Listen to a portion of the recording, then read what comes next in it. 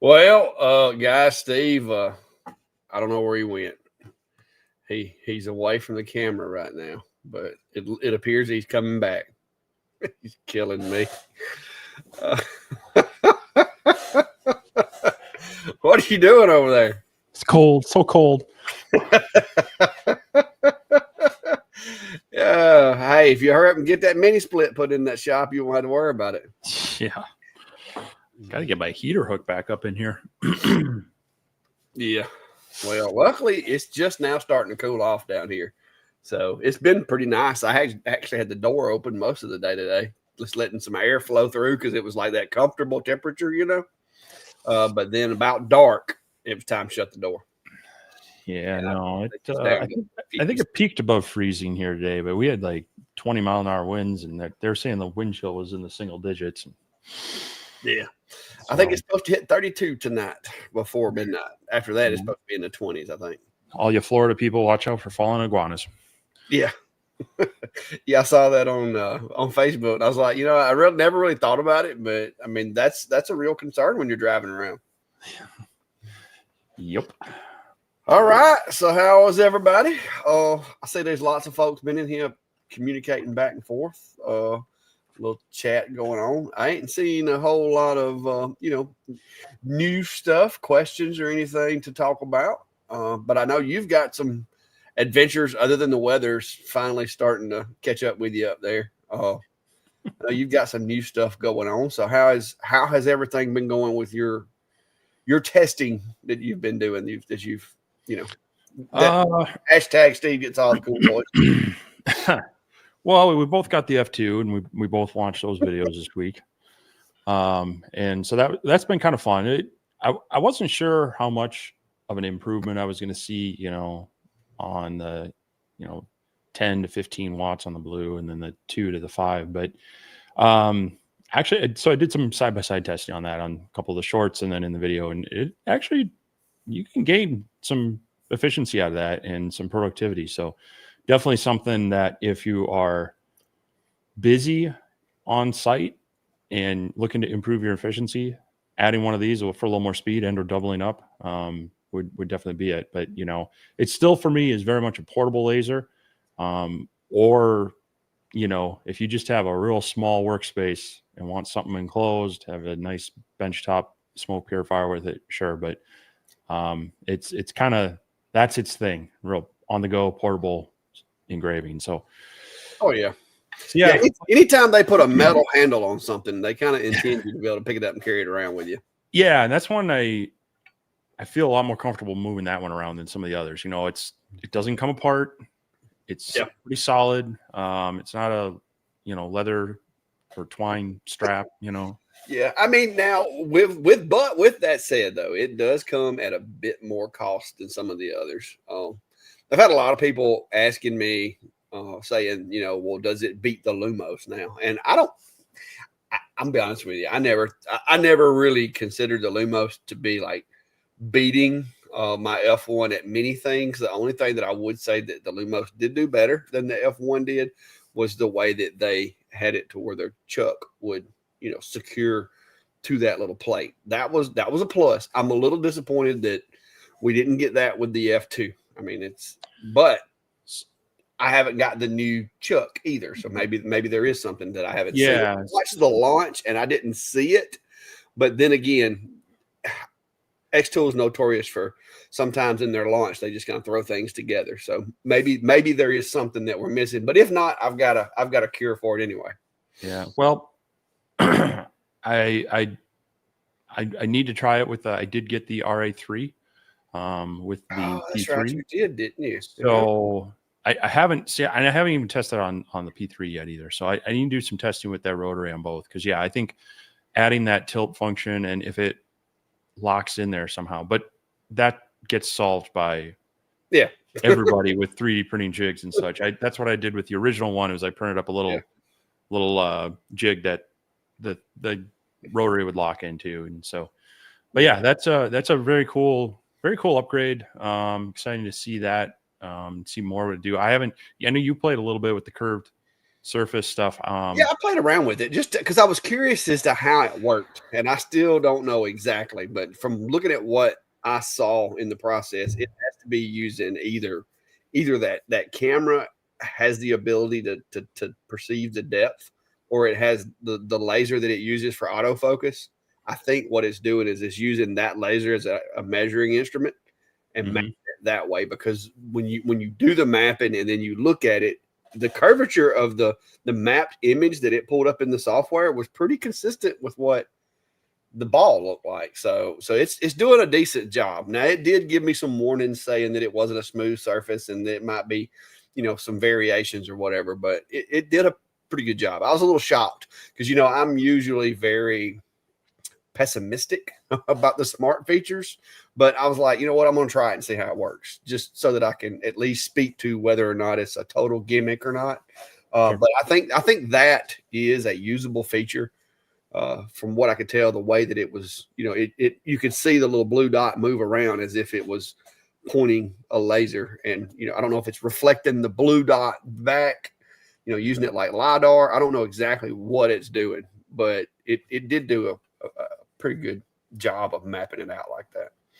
Yeah. So I hope to play around with that a little bit here. Also trying to get caught up on other things. I have been working with the P3. I got it hooked up to my vent system that I did a video on back with the S1 and the P2. And so I actually have they include the IF2, the inline fan, and it Bluetooths to the laser. Works really well with that, but I wasn't, I didn't want to put another hole in my shop right now. So Yeah. I do have it hooked in with some flexible hose to that. And then I kind of have to balance the two, I'll let the IF2 turn on, and then I'll crank up the other one so that it's not fighting each other.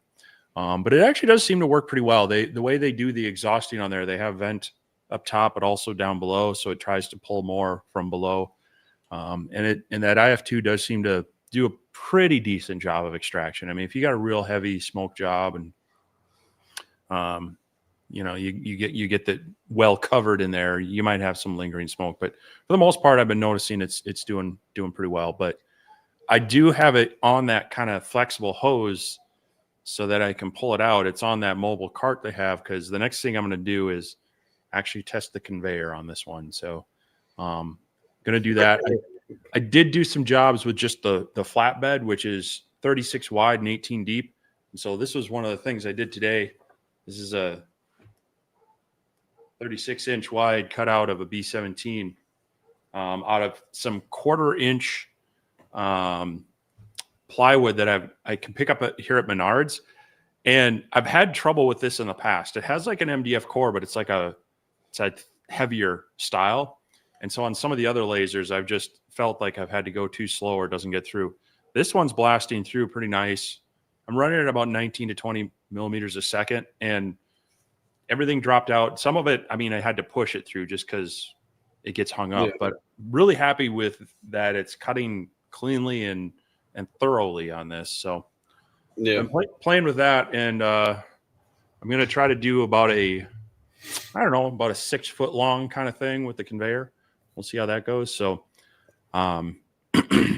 didn't quite get all that done today with the conveyor, so that'll probably be tomorrow. So hopefully the video on that one midweek for this the initial one. So it'll so far I've been pretty happy with that. I mean, you mentioned the smart features on this one, and that's one of the big kind of, they call it their automated creation system.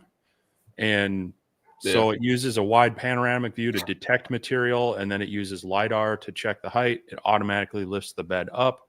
And then with Xtool, their Xtool Studio, they have a lot of the material settings in there. As a matter of fact, if you get X tool material with the little tag on it, it'll try to scan that and automatically choose it. So when they say it's one of the easier CO2 lasers, I can see where, so far it's actually been working pretty well. As long as you don't try to overthink the machine. Yeah, sometimes if you're not used to automation will trip you up. It can, but I've been pretty happy with it. I've been happy with the working area, happy with the power.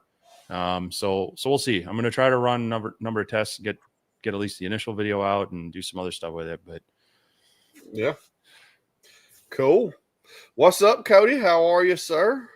Everybody, welcome, Mr. Cody from the Jenny Bits Cadence Manufacturing for all your bits and stuff needs. Let's see. I'm trying to see if there's anything else going on.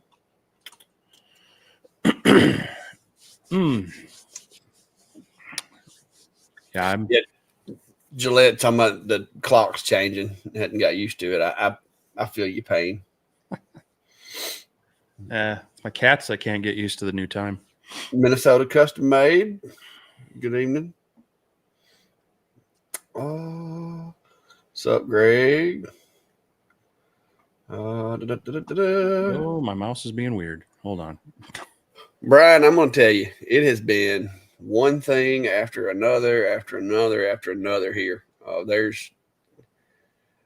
don't know if I'll ever get caught up. I got things that I want to do that I need to get done. So it's going to take me a little while, which, November and December are not the months for me to be trying to do stuff around the house and doing stuff out in the yard because that's the busy time for the shack. So I'm kind of stuck in here doing stuff, and maybe during the spring I can get a little more stuff done that I want to do outside.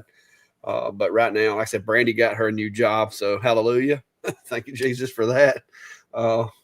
That insurance that I was having to pay, luckily for me, just by the grace of God, because that's all it was.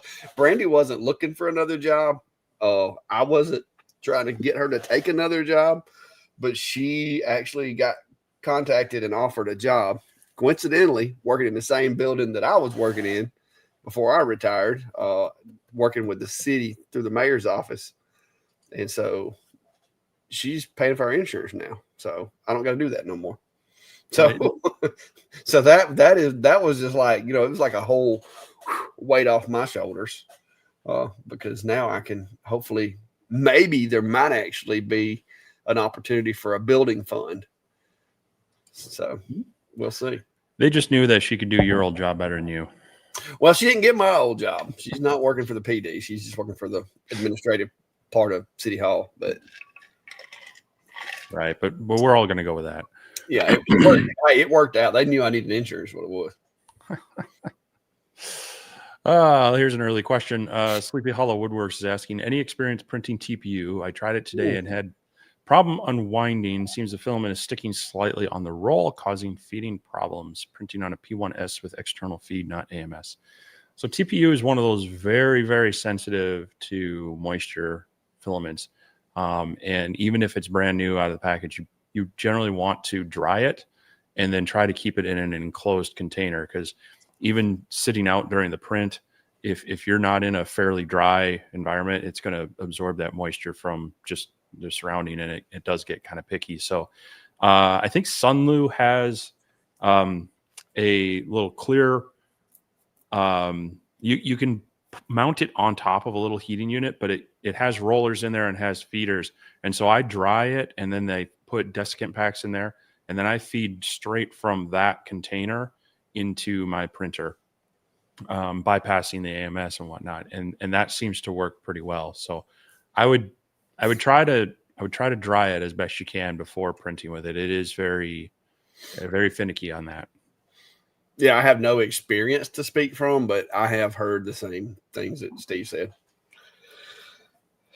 I think I've got some in there, but I do not have a machine that's set up to print it. I bought it before I knew anything about 3D printing, and so yeah. So when I get me a different machine, I might use it. All right, yeah, Tim. I haven't really been doing that many this week. I mean, I've been doing a lot of shorts and stuff. I do those a lot. But yeah, I've got another one that I wanted to do. Matter of fact, I spent last night. I was sitting over here listening to Ryan and everybody, and there was an experiment that I had to try on the Atom Stack C4 that was supposed to fix the issue that it had, and I did not have any success with that. So I spent about however long Ryan's live was last night adjusting voltages to steppers. And if you go to where they tell you to go to, the steppers start surging. And so I backed it back down, and I'm done again. If they want me to continue to mess with that machine, they can send me some steppers and a new controller or whatever, and I'll go from there. But yeah, I tried what they told you to try, Steve, and the stepper will start surging. It's like, and then you back it down to 1.3 volts, and it'll start sounding normal again. But it was already at like 1.25. The amps. So, well, yeah. Well, the way that they tell you to do it is the equivalent. Like you register, you look at the voltage, and it tells you what the amperage is supposed to be, or whatever, or whatever the little sheet was. But anyway, I didn't have any luck with that, so I have decided to just wash my hands of that for now. Because I think that the steppers need to be bigger. I've looked around and looked at some of the other machines. I mean, my freaking A70 has bigger steppers on it. So we'll see. Yeah, well, that's too bad. Now yours, you may have different look. I would like for you to try it too, but I'm not. After running all the cleaning and re-oiling multiple times over and breaking it in for hours, it's worked fine on the stock spindle. Now I haven't upgraded the spindle. I don't know what the weight difference is. The problem is there's not a huge difference between a 200 and a 500 watt spindle. So the fact that you have to run the cable through the chain and then you got wires and a module sticking out, I'm not going to do it because it makes that machine less convenient. So it's running okay as is, but I've let it sit for a number of days, and now that it's cooled off, I want to see if I get that issue again. But we'll see, Well, maybe it works out. But that one's just, I mean, I love the company, but that particular machine is just really, it hasn't been what I was hoping it would be. Speaking of CNCs, we got a question from Rhino and the Dude. Boys, I'm struggling bad. I got a 6050 and I cannot get my softwares to function. When I go to unzip the files, it asked me to insert the final disk instead of give me the folder browse options. I guess, and you need a little more clarification on what you're trying to, whether it's the application, like I think he's talking about the USB drive that came with it. Mm-hmm. Let me see what's in that folder, because I back up copies of those things when I get them. Yeah. So if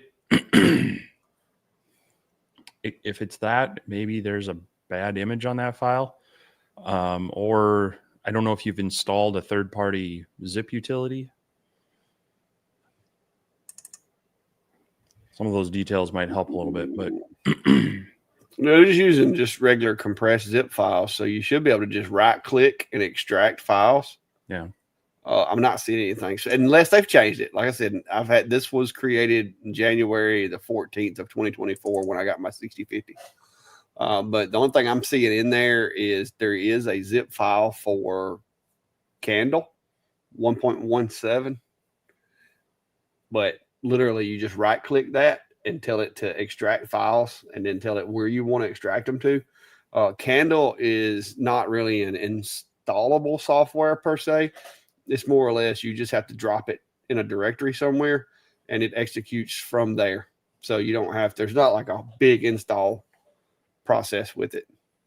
But that's what I'm not seeing anything weird in the folder that I copied off of the thumb drive, because I always copy the thumb drive over to my computer. So if anybody ever needs the files or whatever, I have them. So if I mean, if it's the controller software that you're trying to get set up, you may actually just want to skip what's on the USB. You'll need to get the CH340 driver, but you can download that, and then I would go to CNC Labs and get GSender. It's a lot more friendly, and it actually it's an installable application that you can download and then auto detect the CNC off that. That should at least get you going with that one. Is that screen backwards? The screen, is it backwards, upside down or something? The one you're showing? Yeah. No. Oh, it looked like it was upside down and backwards on my view. I don't know why that was. That's new. It may be that update that they were showing. The other thing is, I was trying to remember if sometimes the companies have. There's the folders. That's the files that were on the folder that I got. And see, there's the candle. That's after I've unzipped it. But yeah, I would just use GSender with that 6050 if I were doing it over again. It didn't exist back when I had my 6050, but everything I ran everything on GSender since it came out and got updated to work with all GRBL machines.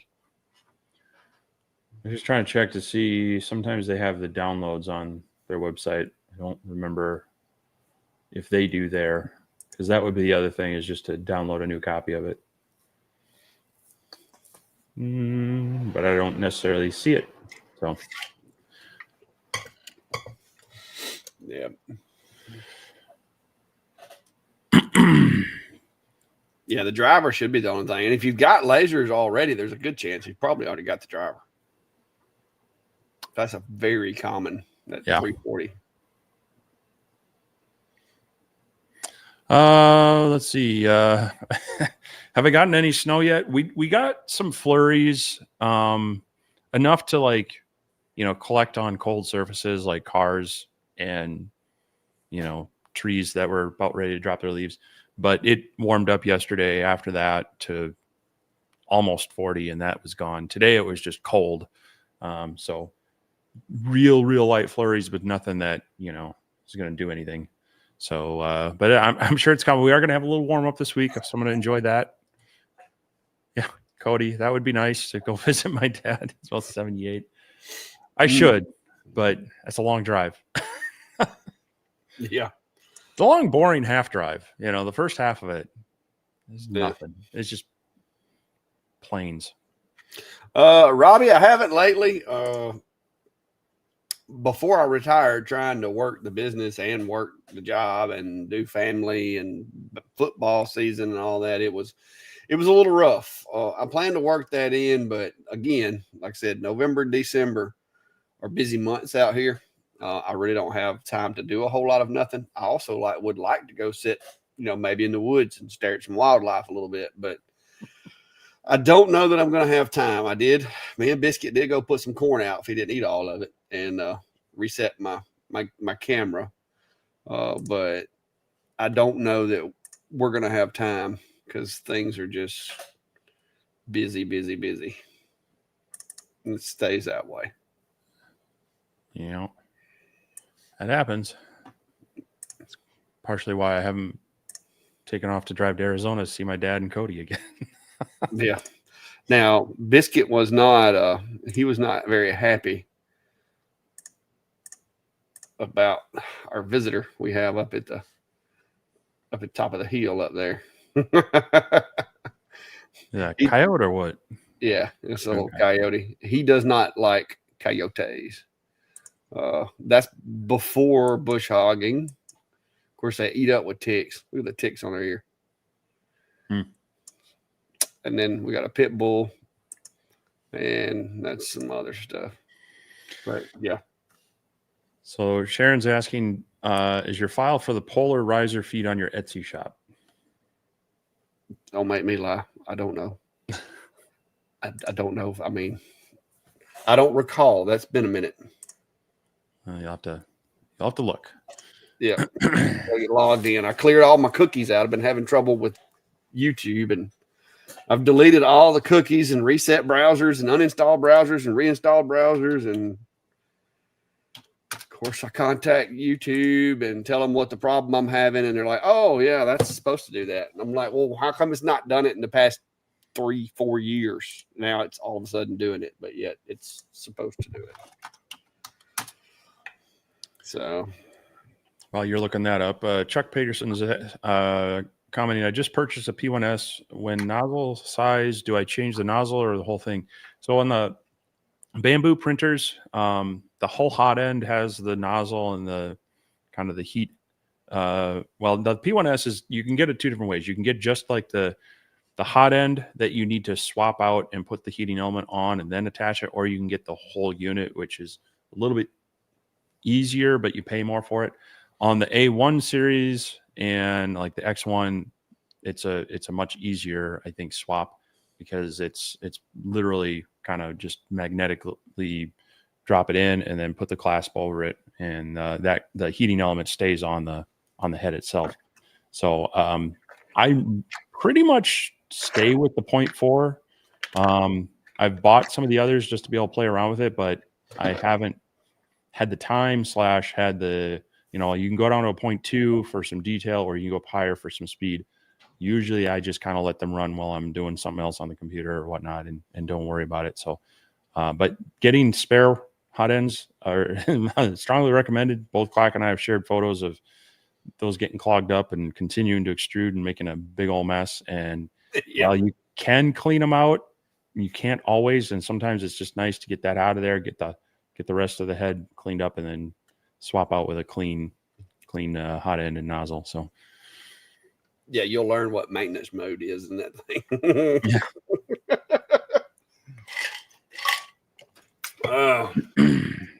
Miss Sharon Thompson, I don't see it on my Etsy shop. I may have never added them to that, because I was doing the little basket thing also, but then I couldn't get the results I wanted from that setup, so I never put it on there. But I mean, I could probably throw them on there. I could probably just throw the file out there, or maybe even come up with a couple of different variations for different height. But I think the ones that I made is a pretty decent height, especially for like tumblers and stuff, because I've got mine set up now to where my chuck's underneath the machine. I did space it up a little bit, so I might have to retool those files just a little bit to make it a little more user friendly for most folks that don't want to have to build the brackets and stuff that I've built. But currently they're not. But I will tell you though, if you've got some small little paint cans, like the little stain cans, the small ones, those are about the right size. Let me see. I got one here.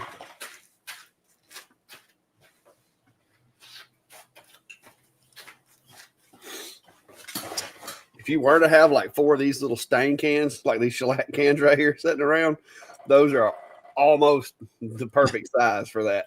And the center of them is recessed so that the little foot can sit in there. I mean, these work pretty good.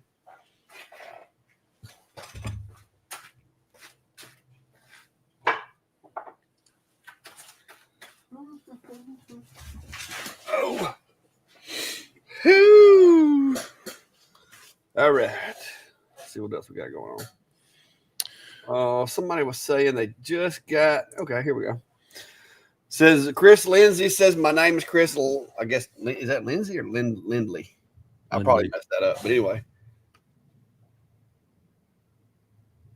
Is that thunder? Or is that an airplane?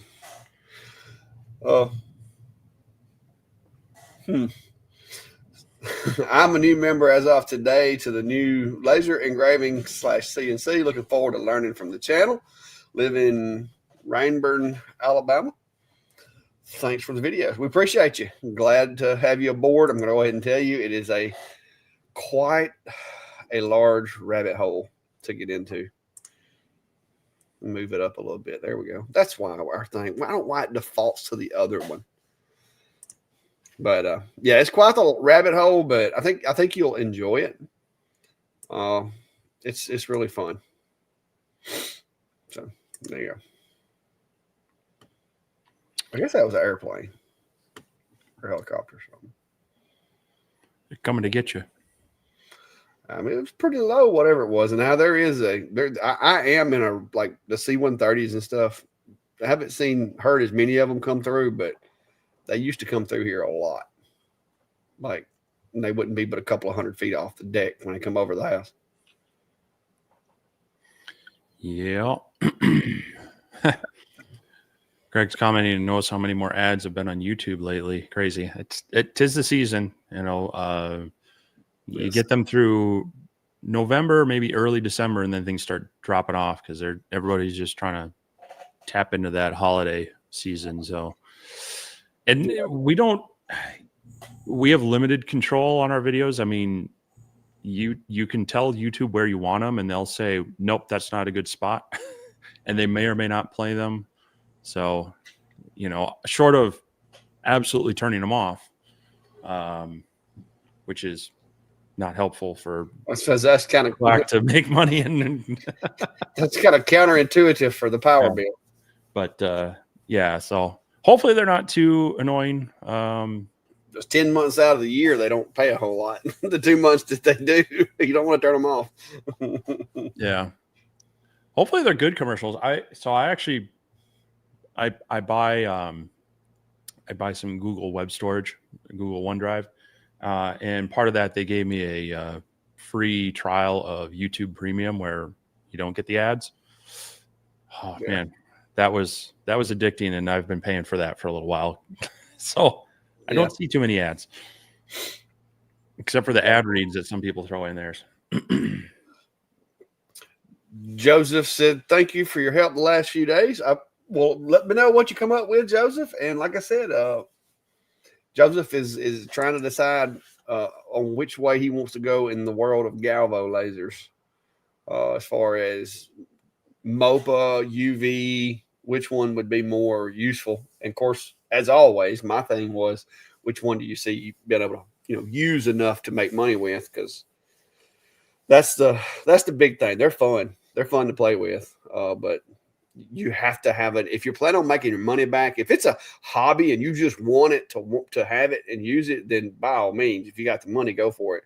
But if it's a business decision that you're making, you need to look at possible potential products and which one has the most likely market in your area to be able to recoup some of your money. Because if you're doing it as a business decision, then obviously you want it to make money. You don't want it to cost you money. But yeah, there's options out there. Have you gotten your 10 watt done yet? No, you've been slacking. See, I just got the cables like a day and a half ago. I know, and I sent you. I cheated and sent you a heads up of how the wires go because they didn't send any instructions with the cables. Like, it was just some cables in bubble wrap. But I did have the last night. There's another thing that I was working on last night. I was tearing machines apart last night. I had the Omni X ripped apart last night. That's the base of it, the very, very bottom. Like, that's that very bottom right there. Took it apart, and because me and Steve have early models of the Omni X, the new head that they sent us that makes it a 10 watt wasn't built to connect to that older style of base. And so it was an afterthought that, it went from having one cable that had two connectors to two separate cables. And so you had to go in and change those cables out. That's what I did last night, change those cables out and got my autofocus to working on it and everything. And I'm going to go ahead and say it's doing a really good job.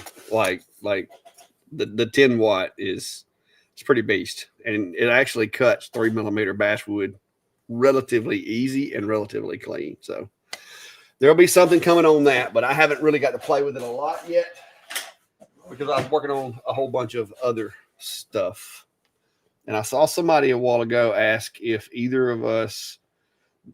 there might be a chance that either of us would have the X-Tool Ultra UV. And I would say there's a chance, yes, that one of us may have one of those. Yeah, that's it. Yeah, there is a chance. That's, I mean, pretty good chance, but I wouldn't say it's definite just yet. But there's a really good chance that there may or may not be a shipping number.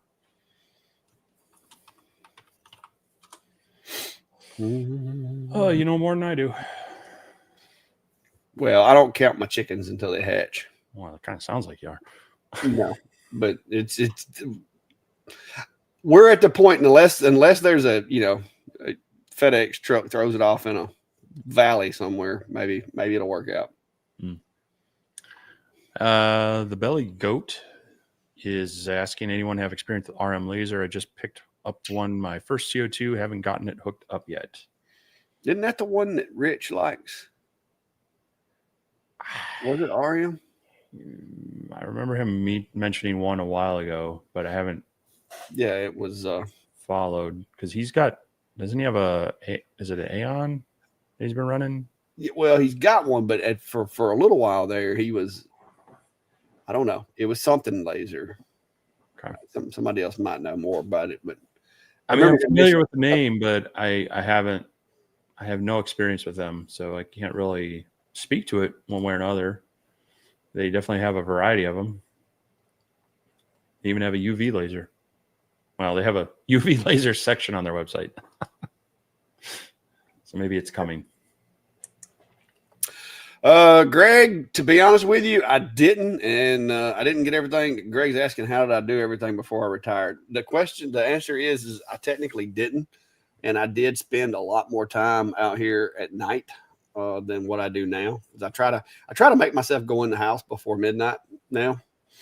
But that's one of the reasons why I'm having such a hard time right now is trying to catch up on some of the stuff that I had got behind on, as well as keep up with what's coming up. Like I've had people messaging me about 2 or 3 different files that I had built and was fully intent on putting them on Etsy. Had them most of the work done, but just never put them on Etsy. I even said in the video, I'll have them on my Etsy pretty soon. And I just I never got it done because things kept falling through the cracks. So I've been having to go back and kind of pick up some of those pieces and fix some of that stuff and finish some of that stuff. I've had to go back through a bunch of my videos because these companies are bad to change affiliate like setups. And even though some of these companies, I mean, there's literally some companies I've had affiliate links with for 3 years I've never got a check from. I try to make sure that it's not my fault by having the affiliate links up to date. And so I've had to go back through videos and edit those. And it's just like, as soon as you get all of them done, then some other company's like, oh yeah, by the way, we changed companies. We're using this company now. And so you have to go back and redo all those links. So I've been going back and doing all of that, getting that caught up. And then, of course, I've started doing a little more. Like I got a guy coming tomorrow who's a knife maker that is wanting to kind of partner with me to do. He's going to make the knives, and then he wants me to help with the engraving and like putting his maker's mark on them for him and stuff like that. He's coming tomorrow to bring some samples, and we're going to do some stuff with. So I've been trying to branch out into other physical products as well, because just like with the issue I'm having right now with YouTube, in the event that YouTube like goes belly up tomorrow or kicks me out or whatever the case may be, I got to have other ways of paying my power bill and stuff too. So I'm starting to do more relationships with other businesses in the area. Like I said, this guy makes like custom like knives, which I might even get a custom knife out of the deal. Who knows? But he's wanting some marks put on them and wanting to know how deep I can go. And so I told him to bring me some of the metals that he uses so that we know it's legit, like what it's going to look like as far as the power settings and stuff. And we're going to do some testing tomorrow and discuss collaborating with him on some of his knife projects that he does, which I think will be pretty cool because I don't really have any customers where it's like MOPA stuff, really. I mean, I've got some stuff that I do, but I usually use the UV or a blue diode. I don't use or CO2. I don't use the MOPAs on like a lot of paid stuff. I did the bricks the other day, which I gotta get those picked up this week. But yeah, so I'm starting to expand more physical stuff too. So that's Yeah, I kind of don't have a MOPA, but part of that is because the same thing is I haven't had people really ask for that type of stuff for me. So, and maybe it's the kind of thing, if you have it and you display some things or you show them you can do it, sure, then maybe the work will come. But yeah, it's not, I'll be honest, that's some very cool work on, the knives and the coins and the whatnot. But it's not the thing that really kind of gets me creatively going. So it's not, I'm glad there are other people out there that like it. yeah. Well, I'm gonna see what he wants. If he's just wanting because if he's just wanting his name or his brand or something put on the blades, then that's gonna be simple enough. Not a lot of alignment. That's just gonna be just stick it under there and zip zip zip zip, keep moving. But if he's wanting, but he may be wanting to just know what I can do in case he needs something else done. So we'll see. We'll see. North Alabama Smoke says, what do I have to do to swap my D120 to a 40-watt head? I think with that one, you've got a power box, right, that goes on there. Well, it depends on which version. Like if you got an original D120 watt versus a Pro, I think you got to swap out the board as well and the power supply. I don't remember, the gantry mount might be slightly different. But that's if you're talking about the actual X-Tool one, and if you can find one. Is it Laser Tree? Is it Laser Tree that has some modules? Yeah, Laser Tree, a bunch of aftermarket one. But I'd have to look at theirs as well, because it may require some more in-depth surgery to get it working. At best case, you're going to have a secondary power supply to feed it power. Yeah. That's at minimum you're going to need that. Yeah, that's like the least you're going to get by with. When I did the Tour, I think it was, and I did the Comgrow, I think I did a 40-watt upgrade on. There was some adapter cables and then a power supply, and it had its own little. I wouldn't say it's not a controller per se, but it was just its own little box where everything kind of came together as far as like relays and stuff for the module. Greg, with mine, when I had my little situation with my hot end where it got encased in filament and everything, you can actually put the Bamboo Lab machines in like maintenance mode where you can heat the hot end up. And when you heat that hot end up, the filament, of course, will start melting. And I just got mine hot enough that filament melted enough that I could use a Q-tip, a cotton swab, and just wipe it off and get it off of there. And I was able to get it clean. It was definitely not a quick process. I probably would have been better off just throwing the hot end away and put a new one on there. But I was determined that I was going to clean it up, and I did. Yeah, it's heat.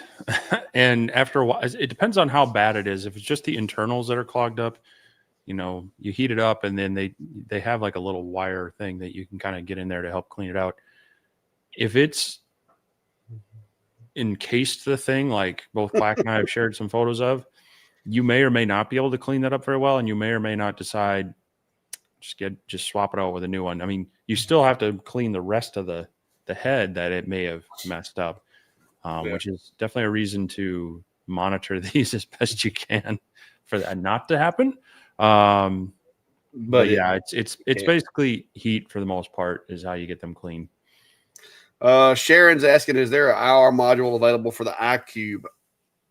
I think the new iCube there is, correct? The Ultra there is. I'm not sure about the original one. I don't remember there being one for the original iCube. Because she was asking just a couple above that. I was trying to engrave anodized aluminum with the 5-watt. Could not get it to actually engrave. Anodized aluminum? I try to remember if I've... Now, as long as it's not by anodized, as long as you mean like it's anodized with a color. because there are some dog tags that are aluminum. Like I've bought packs of anodized aluminum, and there's some of them that are just like clear. Like they're just those I can't do them. You can't do them with a blue laser. I've never been able to anyway, without mark and spray or something.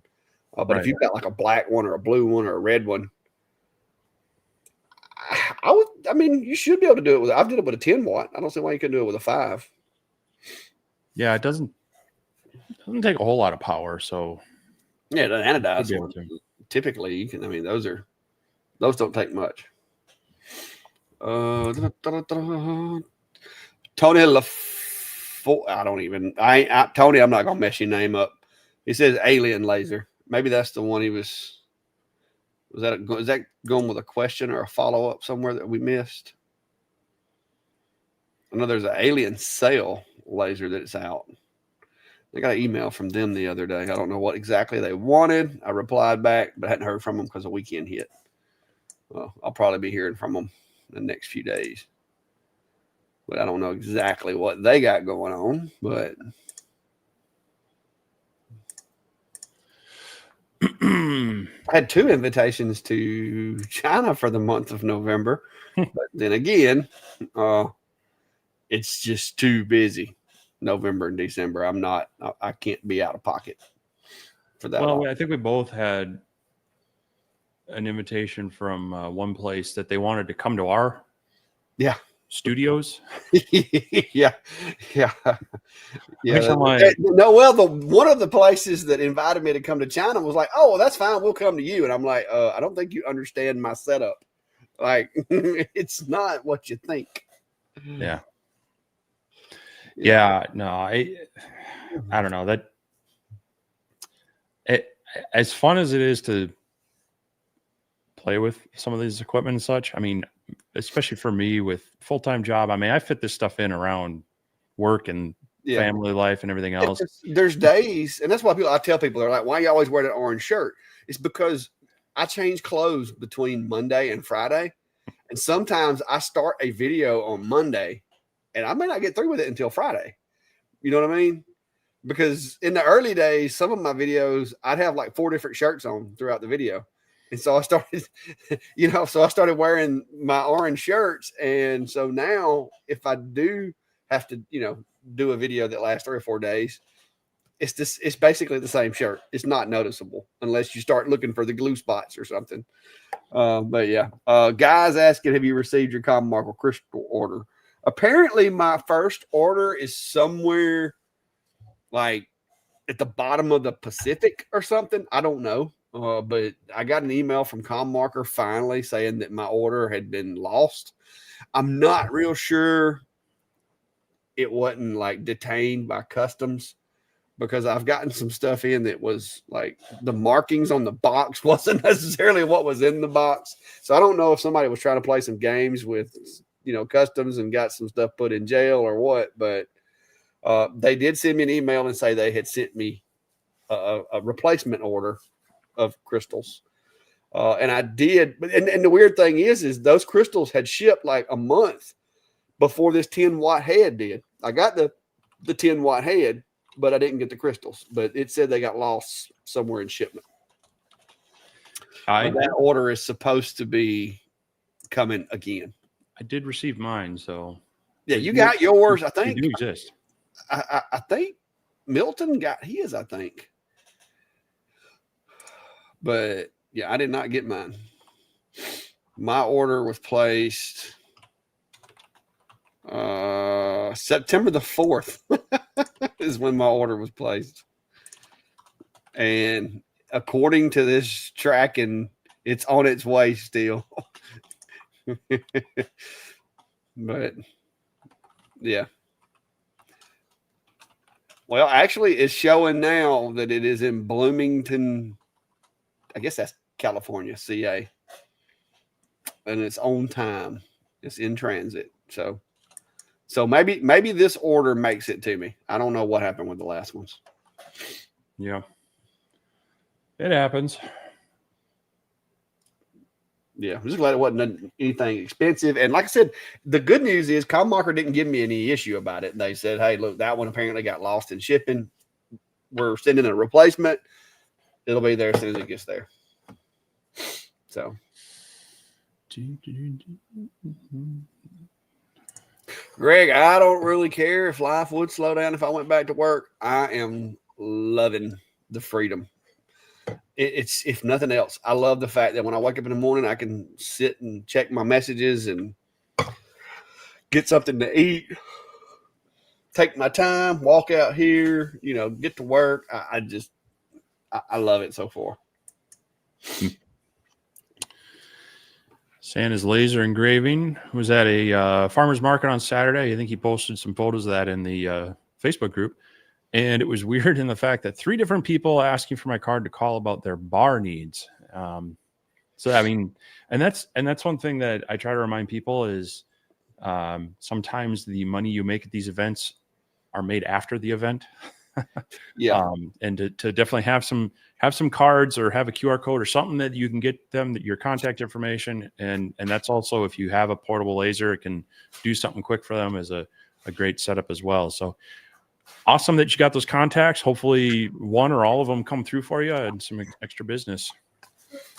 Well, speaking of which, I had to have my septic system cleaned the other day, right? And the the guy that did it for me, I know him.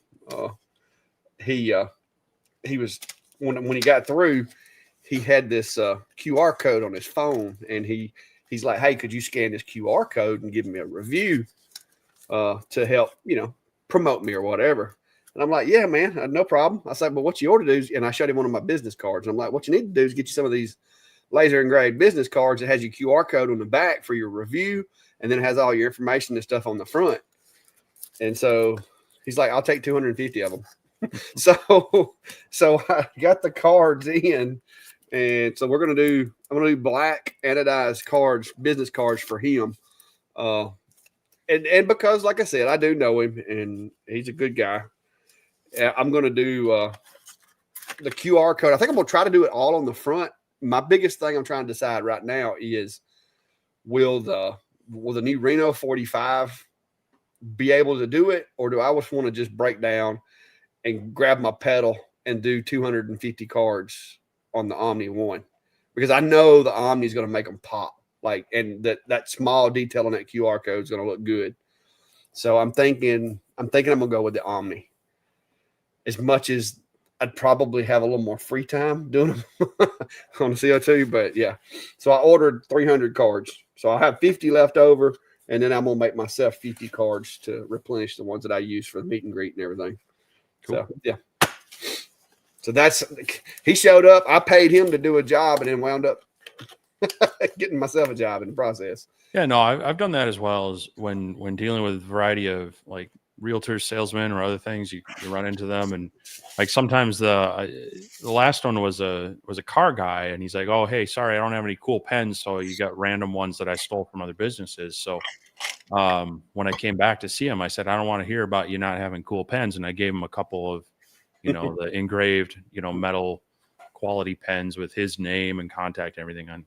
And he was super excited about that. So, you never know when those are going to lead to something. Kevin Jensen is asking, I added a solenoid hooked up through the Ruida controller on my Maker 25, and it works great. But is there a setting either in Lightburn or laser that will keep the air on during the entire layer? The setting per layer should keep the air running per layer. But if you're asking, will it do it across all of them? No, you'll have to make sure that it's enabled each layer, and then it should stay on. But there isn't like a default always turn it on anytime the laser runs. Some people will run the dual solenoid where when it's off, it has like a low, like an air pump running, and then when it's on, it switches over to the high pressure. And that would always keep like a low amount on. But no, I'm pretty sure you have to just make sure that in the layer it's always set.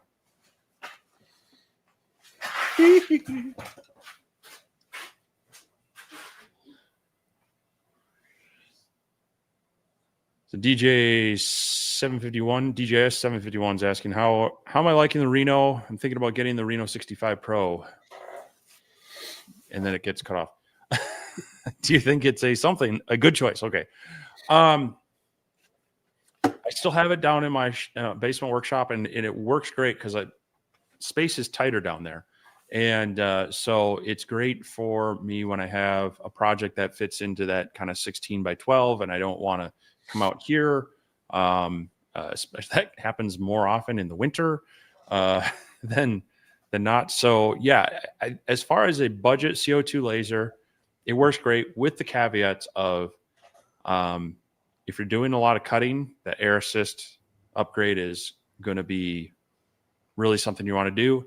And I also wanted to make a way to fix the honeycomb in place. So I used some 3D printed little brackets, and that works pretty well. Overall, that laser's nice. It's, the fact that it has an external chiller is maybe it's an extra expense, but it gives you options and flexibility. You can start out with just a bucket and a closed loop system if you're just doing occasional things, and then you can upgrade to a legit chiller, kind of like Clack had on the bottom of his there. So he's showing us what he's been testing on his. He's got the Reno 45 Vision with the camera, and just been doing some testing on that. So what are your thoughts?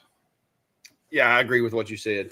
So far, though, because I'm going to be honest with you, after my experience with the Mega, I was a little but when I talked to you and you told me what you thought about it, I was like, you know what? It sounds like it's a good, basic, bare bones, workable laser. No smart features. Like it is as basic gets. But I like basic when it comes to lasers. I do like I've got the OhmTech, which has the Ruida controller, and then this is the first time I've ever had any exposure to that.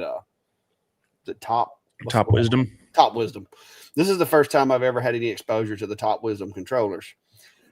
It's pretty simple and easy. Like the way it sets up, setting the origin, because I've always used absolute coordinates, but with this machine, with that having a red dot and everything, especially in my speed and power tests, I've been running it user origin. That's how I'm able to do these like I'm doing them and stack them. Is I'll set it user origin and I'll set the dot top left corner, and when I run them, I can stack them. Like this is 3 passes, this is 2 passes, and I'm just doing a bunch of test burns because I plan to do an air assist upgrade on it eventually. And so this is kind of going to be my before sheet, and then I've got an after sheet that I'm going to do once I do the upgrade to it. So the air assist, as you can see around the cuts, the air assist is very weak. It does have the way that it's set up is pretty cool. I think what I'm going to try to do, I know you did yours different. I watched your video again the other day of where you upgraded yours. And I know you took the pump out and replaced it with a solenoid. I'm trying to decide if I want to, rather than take that pump out and replace it with a solenoid, if I don't want to just put a Y in there, put a solenoid in, and then pipe it to my shop air so that I can turn off and turn on the high pressure air, but always have that little pump that's in there, have it always running. So I'm trying to decide if that's something that I want to do, or if I want to just gut it and have all my air controlled. So that's kind of where I'm at right now, because I've been playing with the little valve that's on the gantry, and I found that instead of having it wide open, if I turn it down just a little bit and put a little bit of restriction on that pump, I get a more even flow instead of that spitting feeling from it. And so I'm thinking that I could actually turn that down a little bit lower and just have that as like a constant pressure against the lens, and then have my shop air come in and be turned on layer by layer. And that way I could technically run it without the shop air if I wanted to, and it still function like it originally did. Mm-hmm. So I'm trying to decide, but I'm doing my testing. But so far, yes, that's the honeycomb and the air assist is the only 2 things that I've had any negativity about. I mean, the camera, mine's got a camera. So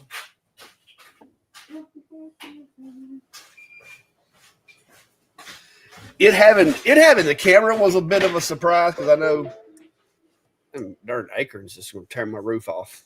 I know yours doesn't have the camera, does it? No. But this one's got the camera, which mean, you were talking about I might get one. You told me, hey, see if you can get the one with a camera. And so that was what I told them is if I was going to get one, I really like cameras and I feel like it's a good tool to have. And so I wound up getting it. So let me get this, if I can get it connected.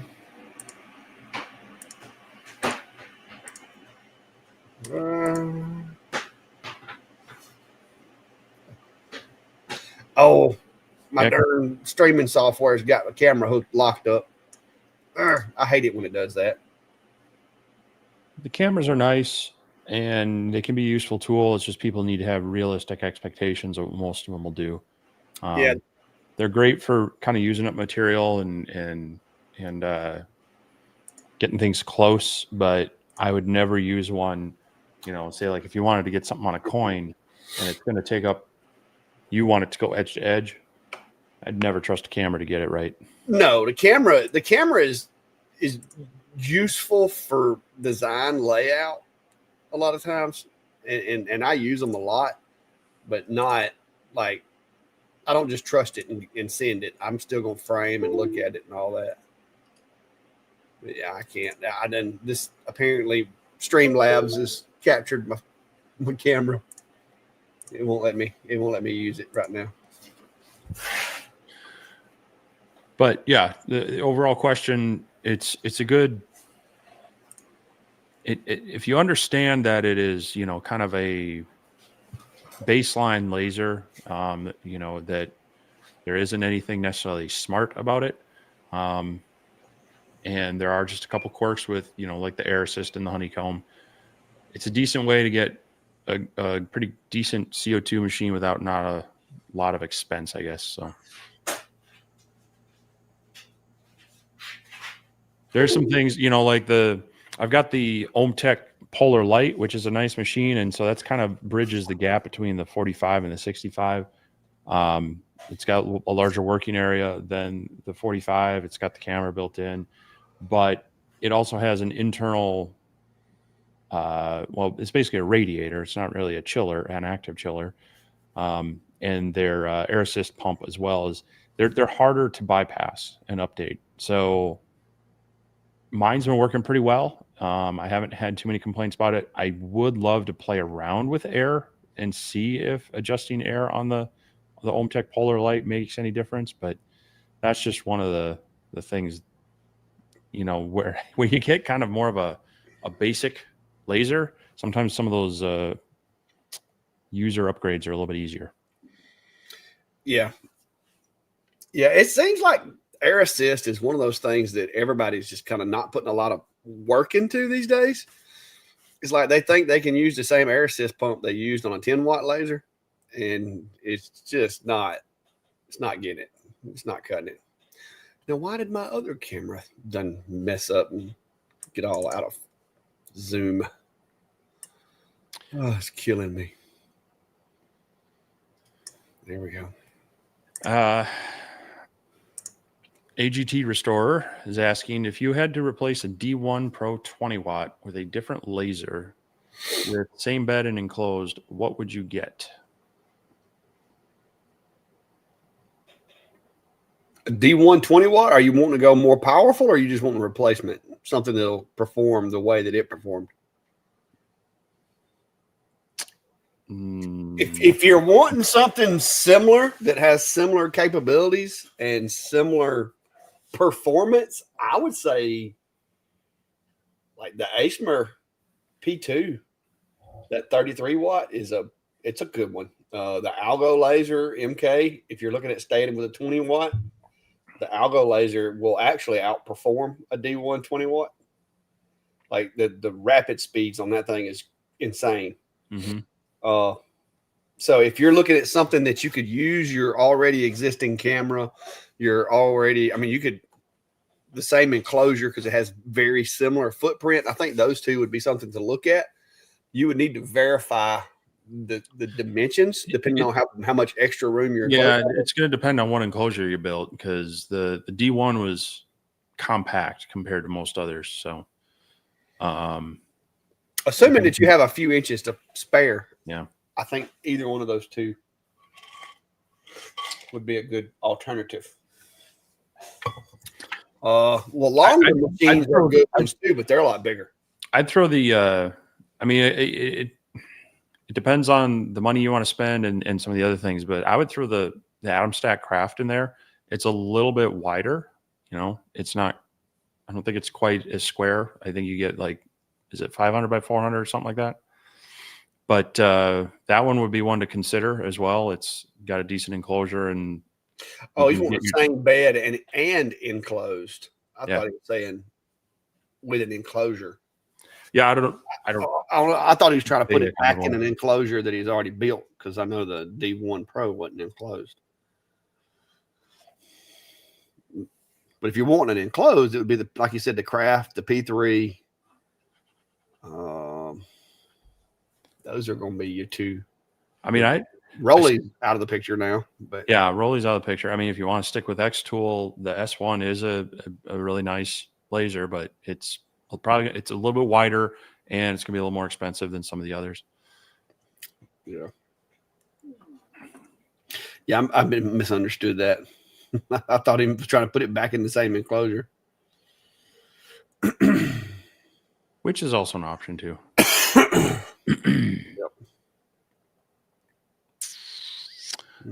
Santa's laser engraving is asking if did I figure out what happened when you created my masterpiece. Oops.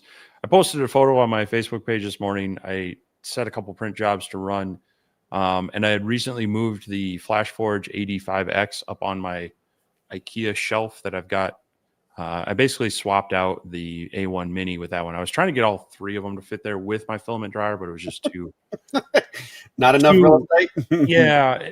And I don't use the A1 Mini as much because I have, the P1S, the A1, and now the 85X. Hashtag Steve has all the cool toys. So the problem with that one is I had the spools on the side of the 85X, and they're just out in the open. And I've been kind of getting away with just running them. And I realized after moving some of the other things, and another one of them broke off, that the filament's just it needs to be dried. So I've got that roll of filament in the dryer, and I've been running off a couple of things. I actually printed some things with it, and this base part was off the 85X, just a different color of filament. So it is still working, but. And this has been kind of going around the circles of these little totes. I think they're being sold at, is it Lowe's or something? They're going to be selling these, but there's some files out there for 3D printing them. So I had to give it a shot and run that. They actually do stack. You get two of them. Cool. News fans asking, is a shop vac and a particle separator a good start for dust collection? I assume the motor won't last long with constant running, and I would say, yeah. I mean, it'll get you by. You use something similar, don't you? But yours is actually didn't you swap your? You don't use a shop vac anymore, do you? Or you still using a shop vac? Yeah, it's just a rigid shop vac. Okay. So I'm running an Oneida Cyclone separator, and I've got just a rigid shop vac on that. I've done these over the years. This one doesn't see as constant use. I mean, if you're running it 8 hours a day constantly, I probably wouldn't go with just your average Black Friday sale, big box store shop vac. I ran a fine dust collector on it for a while, and those have different, they do a better job of cooling the motor. They're meant to run longer. Whereas your typical shop vac isn't meant to run hours on end. So yeah, you will want to watch that. I will say it's also a good way to add some heat to your shop if you do run it constantly. But it's kind of hidden behind the other stuff, but it's right back there. I've got a whole cart on it, and I just took it up to the Onefinity, and it does work. It's not as good as an actual dust collector. But depending on what you're doing, it'll suffice for a while until you can afford to swap it out or find the space to swap it out or whatever. Joseph Genio, yeah, on glass depends on which machine you use. I'm guessing since you've been looking at a UV, yeah, UV is about the only way you're going to get like a really nice frosting on glass. You can get decent results with CO2s, and you can do the magic with the coatings and stuff like that, and get okay results with a diode. But with the diode and the CO2 both, you got to be really careful not to get too aggressive, or you'll actually fracture the glass. Whereas with the UV tends to be a little more forgiving because it's the dot size is so small, and it'll mark it so easily that you don't have to really like dig into it. And so the surface is not, you're not getting that glass is hot, because with the CO2 and with the diode, they're operating by using just a tremendous amount of heat. And the CO2 just seems to be a little more delicate. It's more like using 220 grit sandpaper as opposed to 80.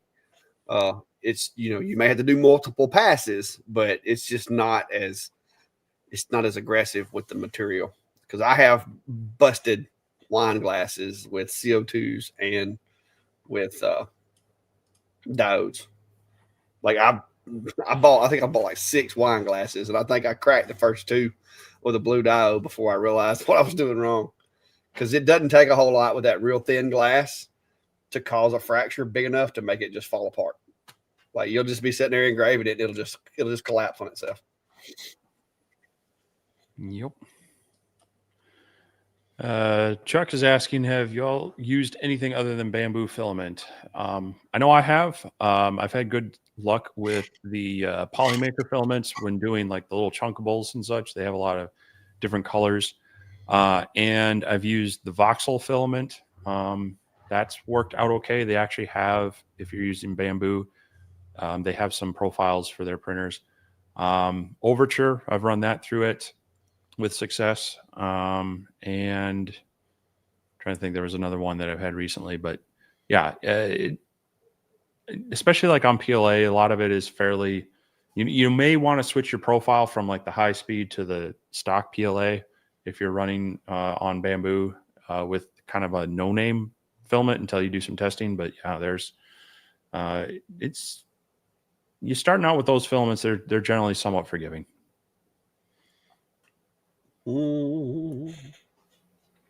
Joseph saying, where you buy the card blanks from? These I typically try to get most of my stuff from Amazon, and the reason being is, one, it's quick, it's easy. It's not like if I order something from some of these other places, $20 worth of cards is going to cost me $40 worth of shipping.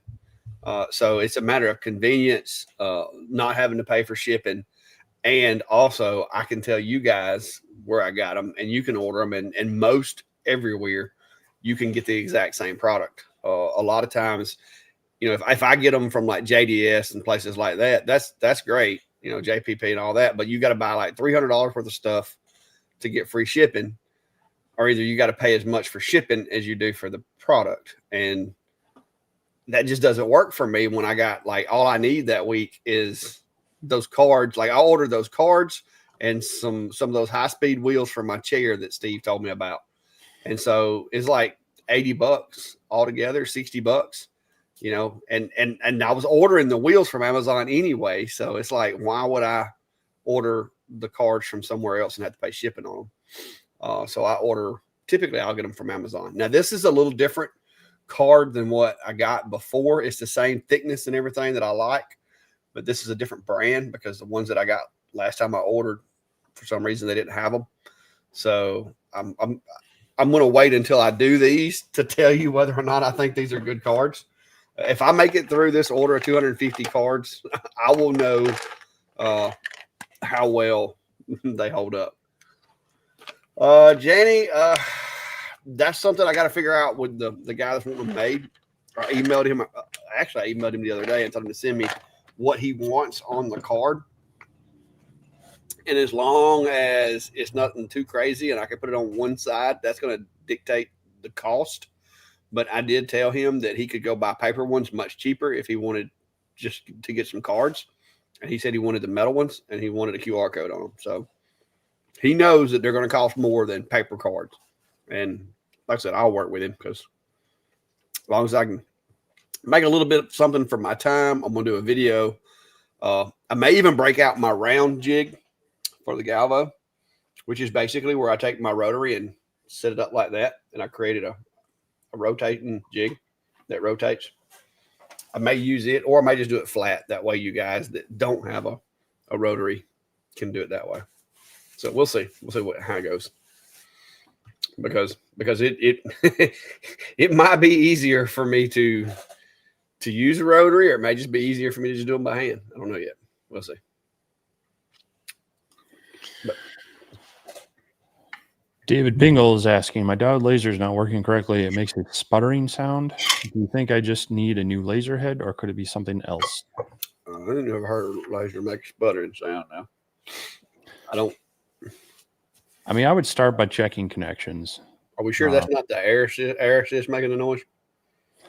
I mean, he says the diode is not working correctly. If it was the air assist, it would still be working somewhat. I don't know what not working correctly explicitly means, but I'm guessing he's having issues with the head firing. I would double check connections first. It could be a connection that's getting loose, especially in some of those where they may not have the best cable management. You may be working a kink, or maybe having a break forming. The other thing is possibly check the power supply. Make sure everything's connected firm, and if you can test the voltage of it, if you have a voltmeter, maybe double check that. But to me, it's usually it's something with power or connectivity on intermittent issues with that. So yeah, if whatever it's doing is like going and coming, I would agree it's probably going to be a loose wire. I'm just curious how a laser makes sputtering sounds. That's got me. That's not something. I mean, that sounds like something that maybe a weed eater or a car would make. But Brad's asking, have I bought the P1S yet? No, I'm trying to be a good steward of my money, and I can't justify it because everything that I've needed to print, I have been able to successfully print with my A1. So I'm trying to redirect. I got some other things that I need to get because I have another product that I'm trying to get pushed out, and I need a 3D scanner to make this product work. And so if I'm going to spend money on something right now, it's probably going to be a 3D scanner, but I may have a 3D scanner coming. So I'm kind of holding off because I want to be able to use these lasers, the UV lasers, to do 3-dimensional images of people inside the crystal, like legit real people. And so in order to do that, I got to have a 3D scanner that can do people and do them relatively, trouble-free.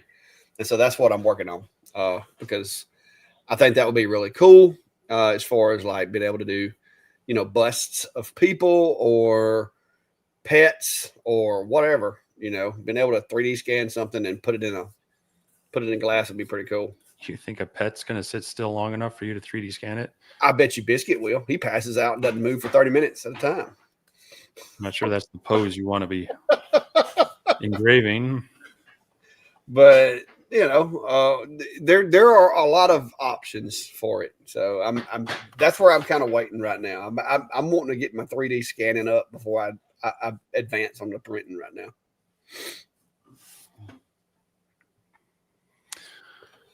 DJS is asking, is there any benefit between the Reno Pro and the non-Pro besides the DSP control on top of the machine? I use Lightburn with my diode laser, and non-Pro uses Lightburn also.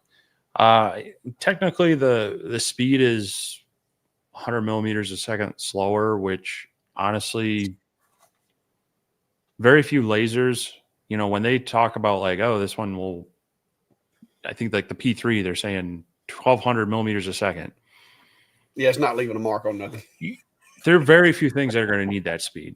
So that's kind of the bigger one. So I don't know. I haven't had experience with the non-Pro one, and also the fact that you don't have to upgrade your Lightburn to run it. If you get the DSP version, you will have to make sure you have the Pro version of Lightburn, which I think it's what, $200 versus the 100, something like It's that. gotten pricier. I don't remember. Right. So I can't say definitively without actually having my hands on it and testing it, but the top speed being kind of the main difference, I don't think you're going to miss that. Yeah. Tony's asking, will a CO2 do a photo on a metal business card? I would imagine you could do one. I don't know that you would get the same results as you would with a IR or a UV, because you're just going to be removing the anodization off of it with a CO2. Correct?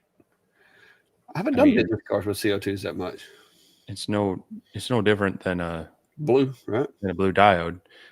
Your biggest difference there is the spot size is a little bit bigger, and I'll be honest, people tend to overstate the importance of that unless you are going with a UV laser or like a 3-watt real fine spot diode and taking a lot of time to up that DPI. It's going to be good enough for most people. So yeah, no, you can definitely do that with a CO2 laser.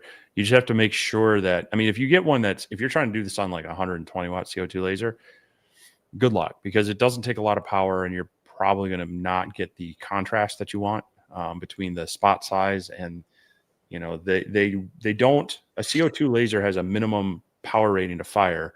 And when you maybe have to fire at say 15% of 120 watt CO2 laser, it's a lot of power you're throwing at that card. So lower power CO2s, yes. Higher power, it's probably not the right tool.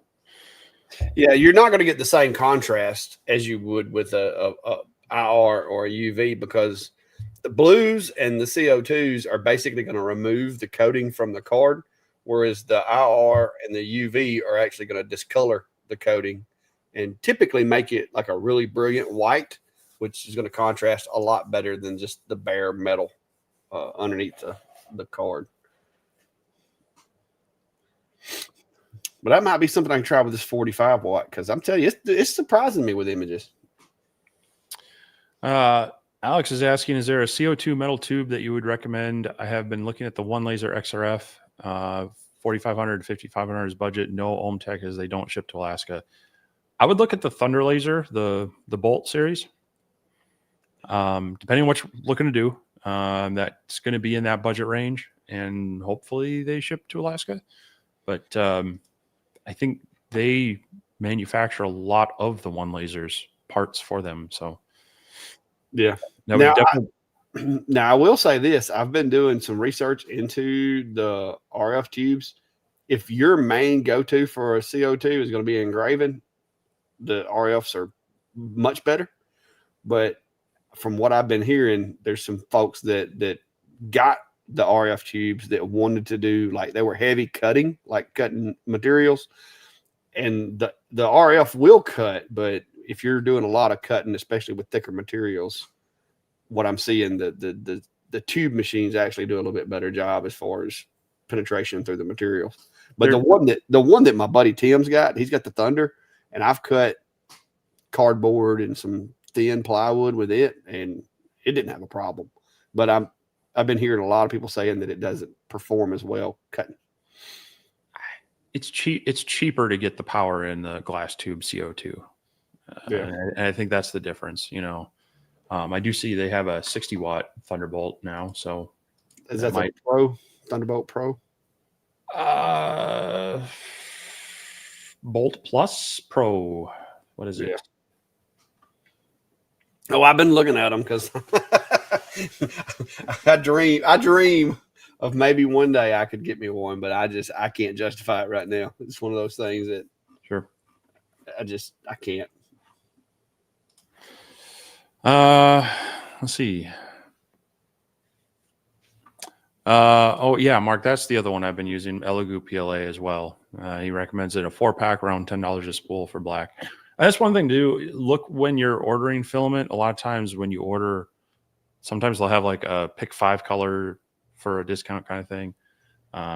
Can save you some money, and over time you're definitely going to want to add the rainbow colors to your collection of stuff if you're I mean, if you're just doing like jigs, fixtures, things around the shop, who cares? Pick a color, just not orange, and roll with it. But if you're doing, if you're doing, you know, like the like the lit up signs where you want to be able to do graphics, or you're doing some of the little figurines and such, you're going to start collecting a lot of different filament colors. So it's nice to buy them in a pack when you can. I didn't take a picture of it, but my kids were organizing their bathroom and were saying they needed a soap dish and a razor holder and all this kind of stuff the other day. I bought, for some reason, a roll of silk PLA. Mm-hmm. And I'm like, you know what? I'm never going to use this for anything else. So I'm like, well, how about this color, kids? And so, yeah, I printed some parts with that silk. It actually looks pretty cool. I mean, the color is like an orange purple blend. But yeah, I was like, I'm never going to use this on jigs or anything. So I'll just use it for this. And it done a good job. Yeah. It seemed a little more sensitive than standard PLA. Like it was, you could tell if it got too hot or too cold, you'd have problems with that stuff. Like, luckily it printed good. Yeah. But some of my supports actually popped loose from the bottom part as it was printing, but somehow or another it bridged it. Like, it went back and bridged across there, and the print worked. I almost stopped it, and I'm like, you know what? I'm gonna wait and see what happens. But even with some of I used tree supports, even with some of the little trees getting knocked over, it bridged it somehow, and the print actually was a successful print. Yeah. I'll take some pictures of it and put it on my page when I get in the house in a little bit. Sometimes it's sometimes you get lucky. Yeah. Here's a question for you. Whatever. Zelfade Rose 917 says, can you recommend a UV laser for marking? Is it better to get a water cooled versus an air cooled? I have no experience with a water cooled. I mean, that would be neat if you had one. But the only experience with a UV I have are these two com markers sitting right here so far. What says you there, Steve? Yeah, I don't have any experience with a water cooled UV laser. Generally speaking, a water cooled whatever is going to be more consistent, but it often adds complexity. You know, you got to have a compressor chiller usually, and it's another device. You got hoses and whatnot. It can add issues. I guess it kind of depends on the volume of stuff you're going to do. I mean, if you're going to be running it solid, you got a lot of business, I would definitely invest in something that, you know, can do a whole solid 8+ hour day. The other thing being is a water cooled one is going to be a lot quieter. The air cooled ones they got to move a lot of air. The UV lasers tend to create a lot of heat, so they got to move a lot of air. But yeah, there's a number of them coming out right now. There's a number of them that have been out, but there's a number of them that are coming out more in the budget space. You know, Sculpt Fun has theirs coming out. X-Tool, which is cheaper than maybe your industrial ones like Thunder and such, but going to be a little more expensive, I would imagine, is coming out with one. And what was that other one that? X Laser Labs. Yeah. One. Sculpt Fun's got one. Or somebody else. But the X Laser Lab, that's the ones that had emailed me about it. Yeah. But Com Marker just got theirs upgraded to a 10 watt. I don't know what everybody else's is going to be. I'm thinking maybe they're trying to stay ahead of everybody, and that's why they bumped it up to a 10. Because I don't know. I know what's the other brand? The guy. The Ocean. Yeah. I think he makes a 10 watt UV. Hey Ocean, or whatever the name of the company is. Yeah, but I mean, I don't know of many companies out there right now, other than, you know, industrial machines, of course, but that are doing consumer level like 10 watt UVs. I haven't seen many of those advertised so far. Yeah, so I guess it kind of depends on, are you looking more commercial, industrial, or more like the small business, prosumer? Yeah, Eli hobbyist said thing. Cloud Ray has a water cooled 10 watt. Yeah, Cloud Ray likes their stuff though. They they do that.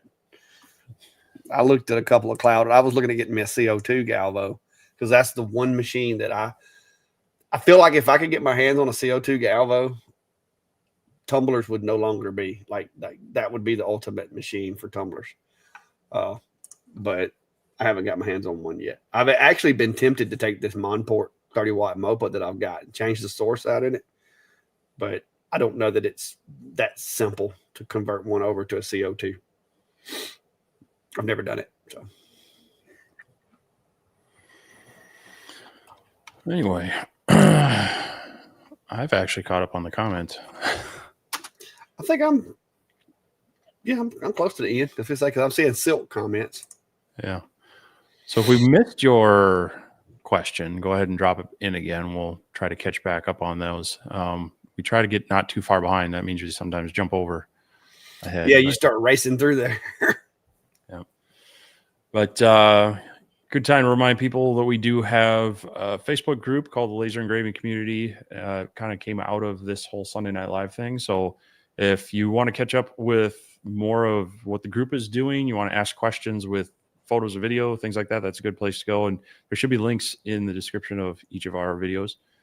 We also each have our own Facebook and Instagram pages that we post to as well. Things to take a look at and follow us on it there as well. And then coming up in what did we say? December 20. I got to remember that date. It's the last Sunday before Christmas. Oh, yeah. The 21st. December 21st. Yeah. So December 21st is going to be our big Christmas giveaway live stream. We are working with a number of our contacts and such to be able to bring a bunch of prizes for you guys. So it's going to be have to be here to win. It's open to anyone to enter. It'll be a keyword. And so we'll have multiple draws for various things. We're continuing to work with people to kind of dial in what they are going to be working with. Just a heads up, we may go a little early that day just to make sure we don't get too much in a time crunch and go too late. If we want to give time for each drawing and talk about them. So that'll be coming up and looking forward to that. So hopefully most everybody can be there. It'll be a good time. Yeah, I just noticed something. The Cloud Ray machine's not too terrible for the 10 watt, but look at this. See this chiller thing here? Does that look familiar to you at all? Oh, the chiller? Yeah. I'm sure that's a commonly used one.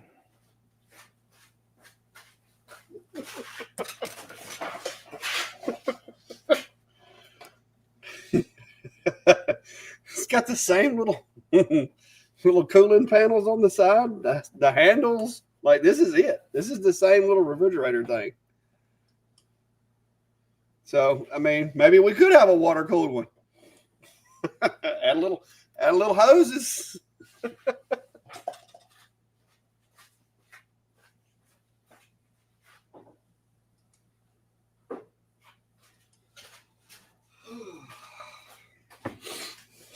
I had to winterize my glacier. I couldn't remember. I think I only put water in it, so I went ahead and drained it and brought it inside just for safety. And made me a place to store it. Yeah, you can kind of sort of see it over there. The ferns about got it hidden because I got ferns in here now. But yeah, you can see it hanging from over there by the garage door. Got it on the wall. Might actually be able to see it better with this other camera. Hang on.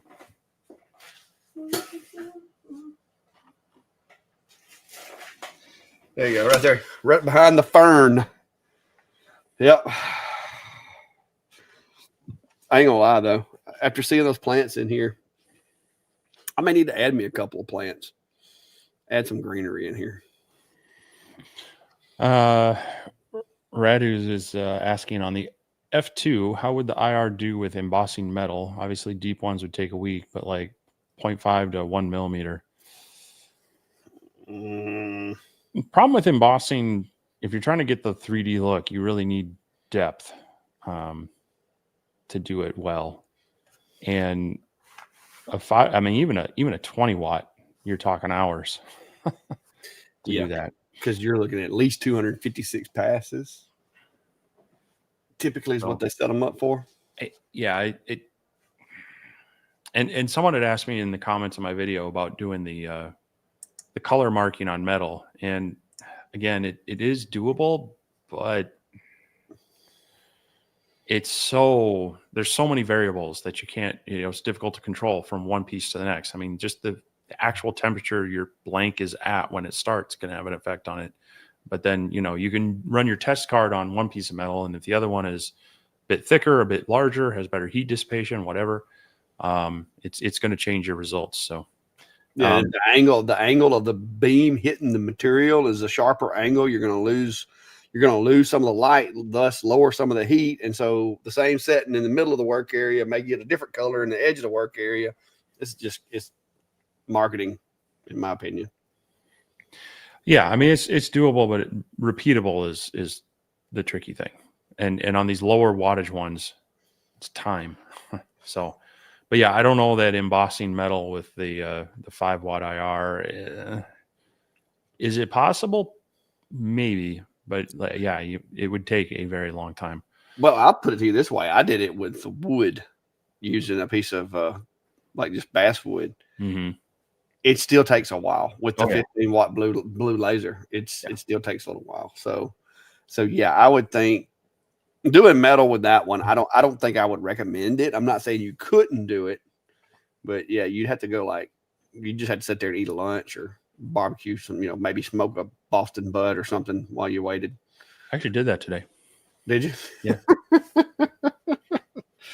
So, got up early, threw it on there, had it for dinner just before this. Cool. Is there a brand of ornaments that you would recommend for a diode laser like the Lumos? If you're talking about like the glass ornaments or the ball ones, find glass ones. Yeah, the dollar store ones, the cheap ones. Well, the problem is even at like when a lot of the ones at the dollar store are plastic. They're the non-breakable ones. Yeah, so you gotta look around. But I know Michaels. If you have a Michaels near you, they have both, and I've had some decent luck with some of theirs in the past. But yeah, definitely you want to find the glass ones, and then it's really just kind of dialing it in for whatever paint layer they've got. So, yeah, if you can find the actual glass ornaments, I would try to stay away from the glitter or metallic ones. Just get like the solid. Some of them have like a matte paint finish. Those are probably going to work best for you. Yep.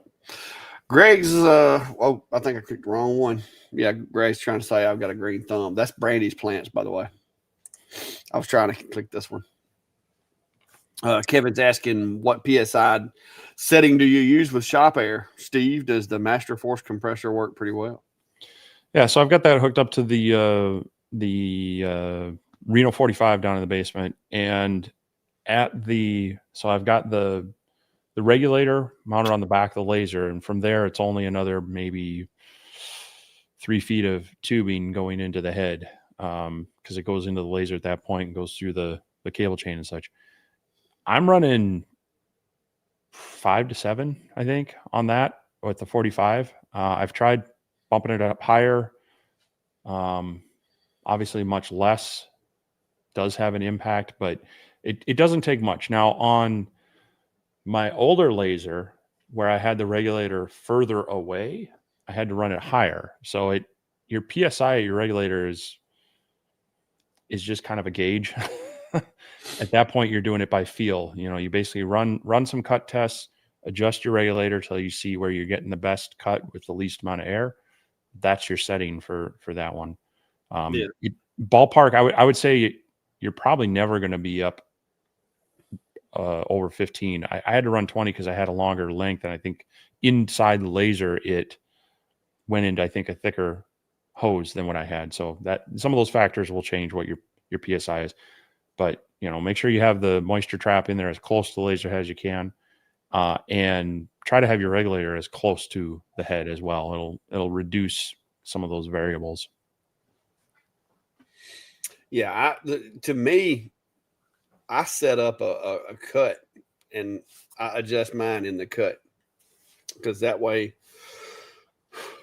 you can sit there and just slowly adjust it because as you turn it up, you'll start seeing the cut get cleaner and cleaner and thinner looking, and then all of a sudden you'll get to that point to where no matter how much you turn it, there's either no improvement or it starts getting worse, and then you back it back down. And that's the way I set mine. It's basically I turn mine all the way off, and then I just start gently turning it until I get that really clean. Like I want it to look like there's just a hair laying on the material. Like I want that as clean as I can get it. And when I get it to that clean and I start seeing that, okay, I've passed that point of the cleanest cut, now let me back down. And then I'll lock it down right there and leave it. The regulator and the gauge is more or less just to maintain consistency because sometimes your air compressors, it's going to go up and down and all that with the different lines or whatever. I don't know that I would, take somebody to say, oh, yeah, run 12 PSI because 12 PSI might work great for me, but it might not work for you because like you said, the interior diameter of the hoses, the length of run, the size of the exit pupil of the nozzle. I mean, there's a lot of things that can go into affecting how that PSI dictates into the cut. So I've never really I've got these two different atom stacks and both the setups. If you looked at the regulators, both of them are set differently. And it's basically the same setup, but it's just there are these minute differences in the lines and everything. Yeah. I was asking something about PLA. I'm gonna let you have this one because I have no idea. I don't study a whole lot on my 3D printing. Yeah, I haven't looked into it too much, but some of the newer PLAs are they tend to be more like UV resistant. They are a little bit stronger, so they're trying to keep it as friendly as a filament to work with, without but adding a little more rigidity or what am I thinking, durability to them. But as far as what they're doing to it, I haven't looked into it that deep to necessarily give a definitive answer on that. So I use them. I'm learning more about them day in and day out, but I'm not as technical with my 3D printers as I am, say, with the lasers and the CNC machines. Yeah, I haven't done that much research myself. Andy's saying, good evening. I have a question concerning the We Create 45. And Lightburn works perfectly fine with Make It, but when I try to use Lightburn, it autofocuses fine, and then when I press start, it rises. Andy, yeah, that has the We Create's machines will go from working with Lightburn to kind of working with Lightburn to not working with Lightburn and back to working with Lightburn with every update they push out, it seems like. When I had the 45 Pro here in my shop, it worked okay with Lightburn, but I do know from my experiences with their machines over the years that it's like every update that they push out it's a roll of the dice as to whether or not it's going to affect the Lightburn compatibility. And some of that too is because Lightburn has been updated as well. So when you have a machine that, Lightburn is a secondary concern of theirs, I wouldn't count on it to work with Lightburn all the time. I know it worked pretty well with the We Create software, and that's what I used it with Lightburn just to test it, but primarily it was just a lot more less problematic using their software, even though their software had its limits. So, and I think you're probably along the same lines. I know you've experienced some of those. It was working fine last week. No, it ain't. I know you've had a few of those. Oh no, my We Create machines, other than the Lumos, have been a struggle in and out all the time. No. I'm not a good one to ask about them because I've had horrible experiences with them and just to the point of just endless frustration. So, yeah. And the frustrating part to me, to be honest, and this is a conversation that we've had, is a lot of the issues that you see people complaining about with these We Create machines. We pointed those out to them early on when we had some of the pre-release models, and was like, hey, this is an issue that needs to be fixed. And I know the whole air assist line getting cut thing on the very first one, I pointed that out to them, and they're like, yeah, we're gonna fix that before we release the machine. And then I still see people complaining about that. So they haven't been real good about taking our feedback and addressing the issues. So I'm gonna be honest with you. I'm like Steve. They're going to have to really change the direction, I think, to get me to take another one of the machines. The Lumos was probably the least problematic machine that I've seen from them. Now my 45 Pro worked fine. I got lucky though, because like mine didn't suffer from the issues that Steve's did. Steve's was snake bit right out of the gate. I got lucky and mine worked. So I didn't have that problem. But yeah. Yeah, no, both the original Vision and the Vision Pro 45, I had to put a lot of work into, and there's a reason there is no video on the Vision Pro 45 on my channel. Yeah. Richard Snarks asking, can you use a CNC to cut 1/4 inch Luan or just my laser? And the answer is yes, you can, but take it from somebody who with experience in doing it. Use a downcut bit with 1/4 inch material. Do not use an upcut bit unless you like doing a little bitty tiny piece and you have it really well secured. Because if you're doing a 4 foot by 8 foot sheet on a big CNC with an upcut bit, 1/4 inch material is it can flex towards the spindle, and upcut can, especially if you're dialing in your settings, you can suck that material up to the device, just like with the Lexan and acrylics and stuff as well. Well, if you get one of Cody's compression bits, those would be the best, because that's going to pull it in towards each side. Because the problem with using upcut or downcut, one side, especially when you have a thin veneer on that, it's going to splinter, and you're going to have whichever edge that blade is pushing out on the cut, that's going to splinter out more. The compression bit pulls the fibers in on both sides of the cuts. The problem is a lot of your typical bits will have too deep of a compression that you can't get into it enough. So Cody shrinks his down, the kind of the upcut part, so that you can get into where you still have down cut on your first pass. And so it doesn't pull it up and it doesn't splinter out. So yeah, you can. My cure for using the downcut bit is to go all the way through into the material underneath it. That's typically, if I'm cutting 1/4 inch, I'll put a piece of 1/8 inch. Like I got some scrap stock down here I'll use to. Yeah, but you can still get issues with blowout on that. So I mean, it's better, but ideally if you got a compression bit. But Luan is just, it's really, there's a reason I use a lot of Baltic birch in my shop, is that top layer. Those external layers are like full layers instead of a thin veneer. So much easier to get cleaner cuts on it. Unfortunately, that material has become 4 or 5 times as expensive as it was a decade ago. So it's a little bit less affordable for everything. Yep.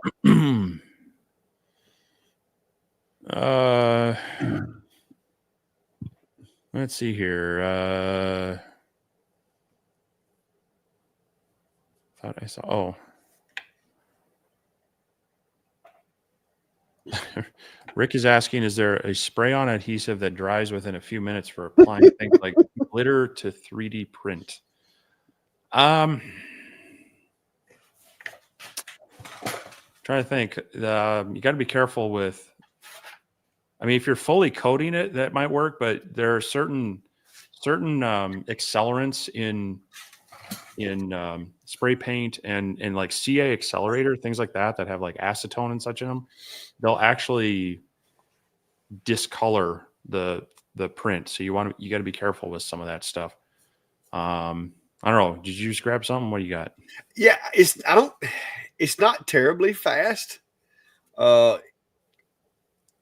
But I've used this Loctite spray adhesive on stuff, and it works pretty well.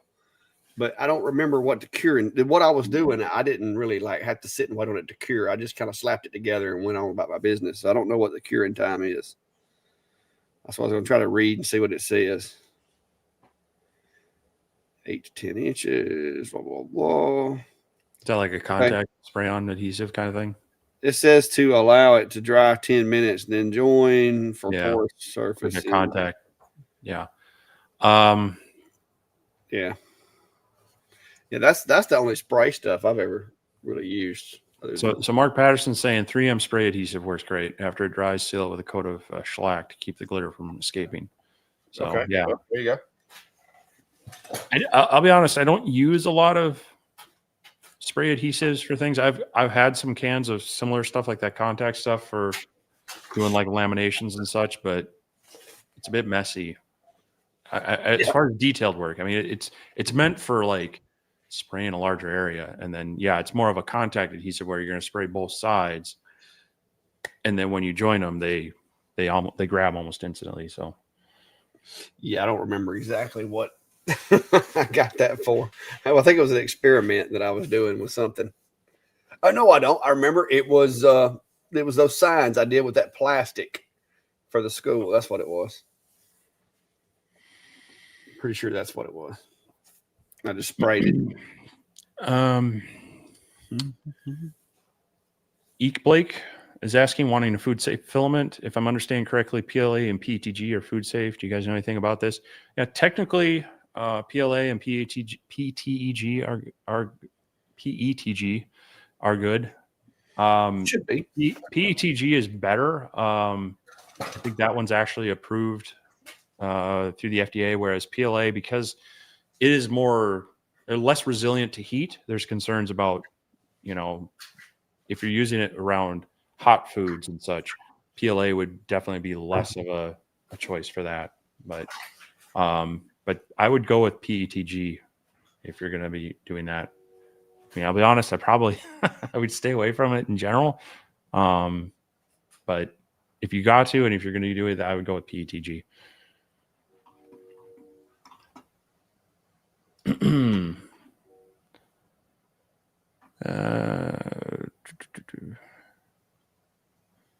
Joseph says he's got a working Lightburn profile for the Weekrate Vision Pro. Took me a lot of time to work that out, but I have it working like a charm for me. Yeah, that's great, and hopefully you're able to help others in the community with that. Because definitely Lightburn opens up more capabilities of that laser than the stock software, but getting it to that point can be a bit tricky. Mine used to work. I haven't used it in a while, but I had it working. When I had mine, it actually worked really well in Lightburn. But that's been a while ago. I'm sure they've dropped several updates since then. I know Lightburn's been updated since then. Mm-hmm. Anyway, once again, I think getting caught up.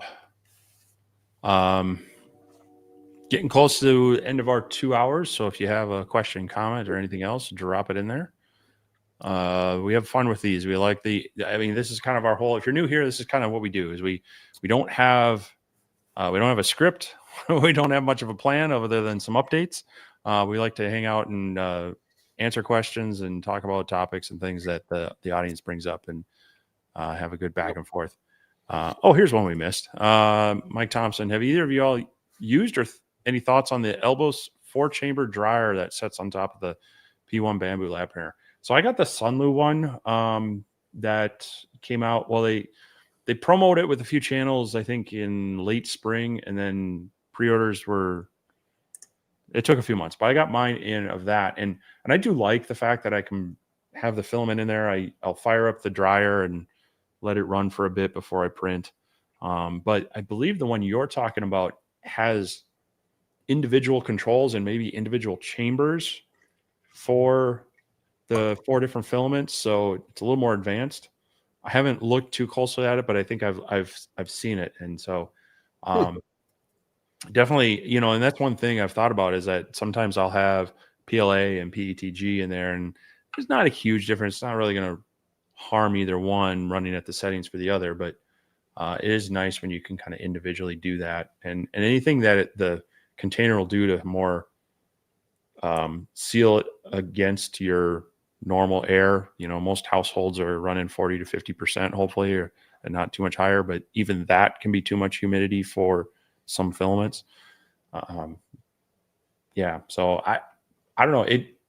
From what I remember, it looks really cool. Like it has the individual control settings and whatnot, but I haven't looked much at like the price or anything. You know, the Sunlu one was like 110 or 120, and you know, that was on top of the others, but if you look at a four place dryer anyway, I mean, that's kind of the price point you're in. So Yeah, I've got the little Creality one. I've got the two spool Creality. It wasn't very expensive. I mean, I think it's like 70 to 80 bucks for the two spool Creality, which is nice. I've got an even cheaper one. I can't remember who it's from, but the controls on it are just horrible, and so I don't use it too much. Yeah. But yeah, if you're going to be doing 3D printing, you're going to want to get some sort of filament dryer.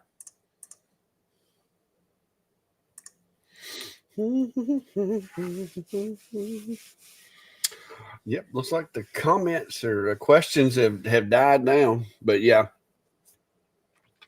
So yeah, if you are new, make sure you hit those subscribe buttons. Steve, you finally made it to, well, you made it and then you didn't make it, right? Like you made it and then it got retracted, and then you made it again and it got retracted again. I don't know what it is about Sundays, but they tend to be a roller coaster day for subscribers. But yeah, you're at 24. I just rolled over 24,000, and I put a post out there and I shared it with David, and then I go and refresh for the stream. I'm like, oh, I was at 23,998 again. But yeah, it's back up over 24,000. YouTube giveth and YouTube taketh away. So yeah, thanks everybody for your support there. I'm well on track. I'm pretty sure, unless YouTube falls off the face of the planet, I'm going to hit 25K by the end of the year. I'm hoping maybe even by Christmas. So it's been kind of just my soft goal for the year, knowing that I was a little bit busier, wasn't going to be able to put out as much content or as regular through part of the year, but trying to get that push here now. And it's it doesn't really mean anything other than another number, but you know, it's always good to just kind of have those goals to work towards. It's a bit of a motivator. So yeah, it's kind of like a milepost when you're on the interstate. Yeah. You know? It's just well, and this one's, you know, a quarter of the way there to the 100K, which is like the first official plaque thing that they recognize you for. So yeah. Well, I don't think I'll be making 50 this year. That would be nice, but I just don't see it happening. So I'm just kind of hanging out. I can't get into my studio account hardly right now anyway, and YouTube didn't really help a whole lot with that. So, but yeah. So if you haven't liked Steve's channel, go subscribe to it. If you have, you know, feel free to bring it back out again. That the way you said that, if you haven't liked my channel, as in like they're disliking, I do have some sort of like it's like clockwork. I put out a video and within the first 2 or 3 hours, there's a dislike. I think there's just someone I made mad, and they wait for me to drop I think there's some people that just like wake up every day and they either subscribe or unsubscribe, whichever way. Like it's just like because I'll do the same thing. I'll hit that refresh button and be like, I lost 3. What the heck? It's just like I'm not supposed to be gaining them. But yeah. But anyway, I don't know if they're talking to you or talking to me, but we'll see. Well, Mild 3D says, I think you'll reach it this year. Well, hopefully you will. Like I said, the yours is definitely a goal that could be accomplished. Mine, probably not. I don't see me hitting 50 by the New Year's. If I could hit 50K by New Year's, though, that'd be pretty awesome because I'd be at that halfway mark. But I mean, it'd have to be a couple of really good months to get me there. Well, these usually are the better months for views and subscribers and such. But yeah, YouTube's been kind of slow across the board for people, and so we just kind of continue plugging along. We appreciate everybody, hanging out with us and watching videos, hitting those like buttons, and using those shopping links when you can. I personally try to make as much of my stuff open and free and available to people as can. I don't want to milk you guys for everything I can.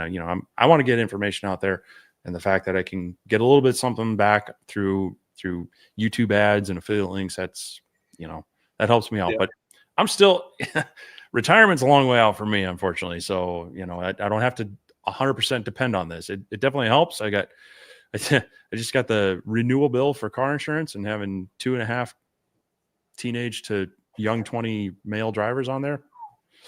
Yeah. That's not cheap. Well, luckily, like I said, this is my full-time gig now. So I've had a little bit more time to do things for the channel and so forth. I still, no matter, and this is where I kind of want to make sure I don't want to go the way of a lot of guys, because I see a lot of guys out there that, start out and you see their channels and they come up and they're doing what we do. And then when they decide to go full time and do it, they kind of succumb to the pressures of, okay, now it's a business and I've got to do it different. And then when the money's not coming in like they think it should, they start getting more and more commercialized, and to the point to where, like, every sentence is either buy this or, send me money on that or whatever. And it's no fault of their own. It doesn't make them bad people. But when that's, when you've jumped into this, maybe a little early, maybe things weren't quite right, or either the market turned on you all of a sudden without announcing it to you. It creates stresses. Cause like I said, right now, I have a retirement income. So that's something a lot of guys don't have when they decide to go full time doing this. And so, I'm not trying to judge folks, but at the same time, I could see to where if I didn't have any other income coming in, it would be a lot more stressful trying to turn a profit doing this, because it's not always like it comes in waves. I've seen that already in the last 3 years. Some years are better than others. Some months are better than others. Sometimes day to day, it's like a total polar swing. So I want to try to make sure now that I'm full time, I don't want to put so much stress on myself to where I just go completely, overproduction and commercial and being something that I'm not. Because I see a lot of guys that end up, that think they're improving their channel because they're listening to the gurus and stuff, but they're actually hurting their channels. And I don't want to do that. And that's what me and Steve talk about a lot of times. I mean, sometimes what one person says is something that I'm doing wrong is the thing that you guys like. You know what I mean? Oh, you should always record in 4K and have like 3 different camera angles during a video. And then you talk to you guys and you guys are like, no, I don't like that stuff. And so I want to try to stay with what you guys want to see, what I want to make, because I have learned that if you don't enjoy the videos you're making, your videos are going to suck. Because me and Steve both have had to power through some videos that we just didn't like.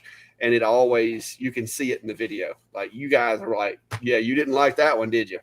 So I want to have fun and work and make a little bit of money and keep this thing going.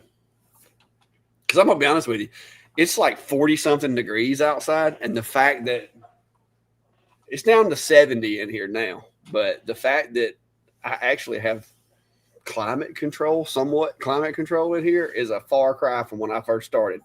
So I need a new, better insulated building though. I'm wanting to start on a building fund. My shop's climate controlled. Whatever the climate is, that's what it is. Yeah, the climate controls the temperature. Dana Stratton was asking about making a homemade enclosure and looking for safety acrylic. I'm dropping a link into JTech Photonics. They're the ones that both Clack and I have used. This isn't an affiliate link or anything. It's just they are kind of the affordable supplier for them. They have a few different sizes. I don't remember which one I linked to, but that's the 12 by 12. They have a 12 by 24 as well. But that is the place I've used with most of mine. As far as diodes. Now, that's not for CO2. A CO2 will actually cut that acrylic. So, yeah. Yeah, Papa. My thing is when I see those cameras where the camera's like over here and the person's talking that, well, I'm like, you're not even looking at me. You're talking to me. You're not even looking at me. You know, because I grew up in the age of, boy, you better look at me when you're talking to me. You know what I mean? That's where I grew up. But yeah, it's different. It's different strokes for different folks, I guess. Somebody was asking the difference between the 4040 Pro and the 4040 Pro Max.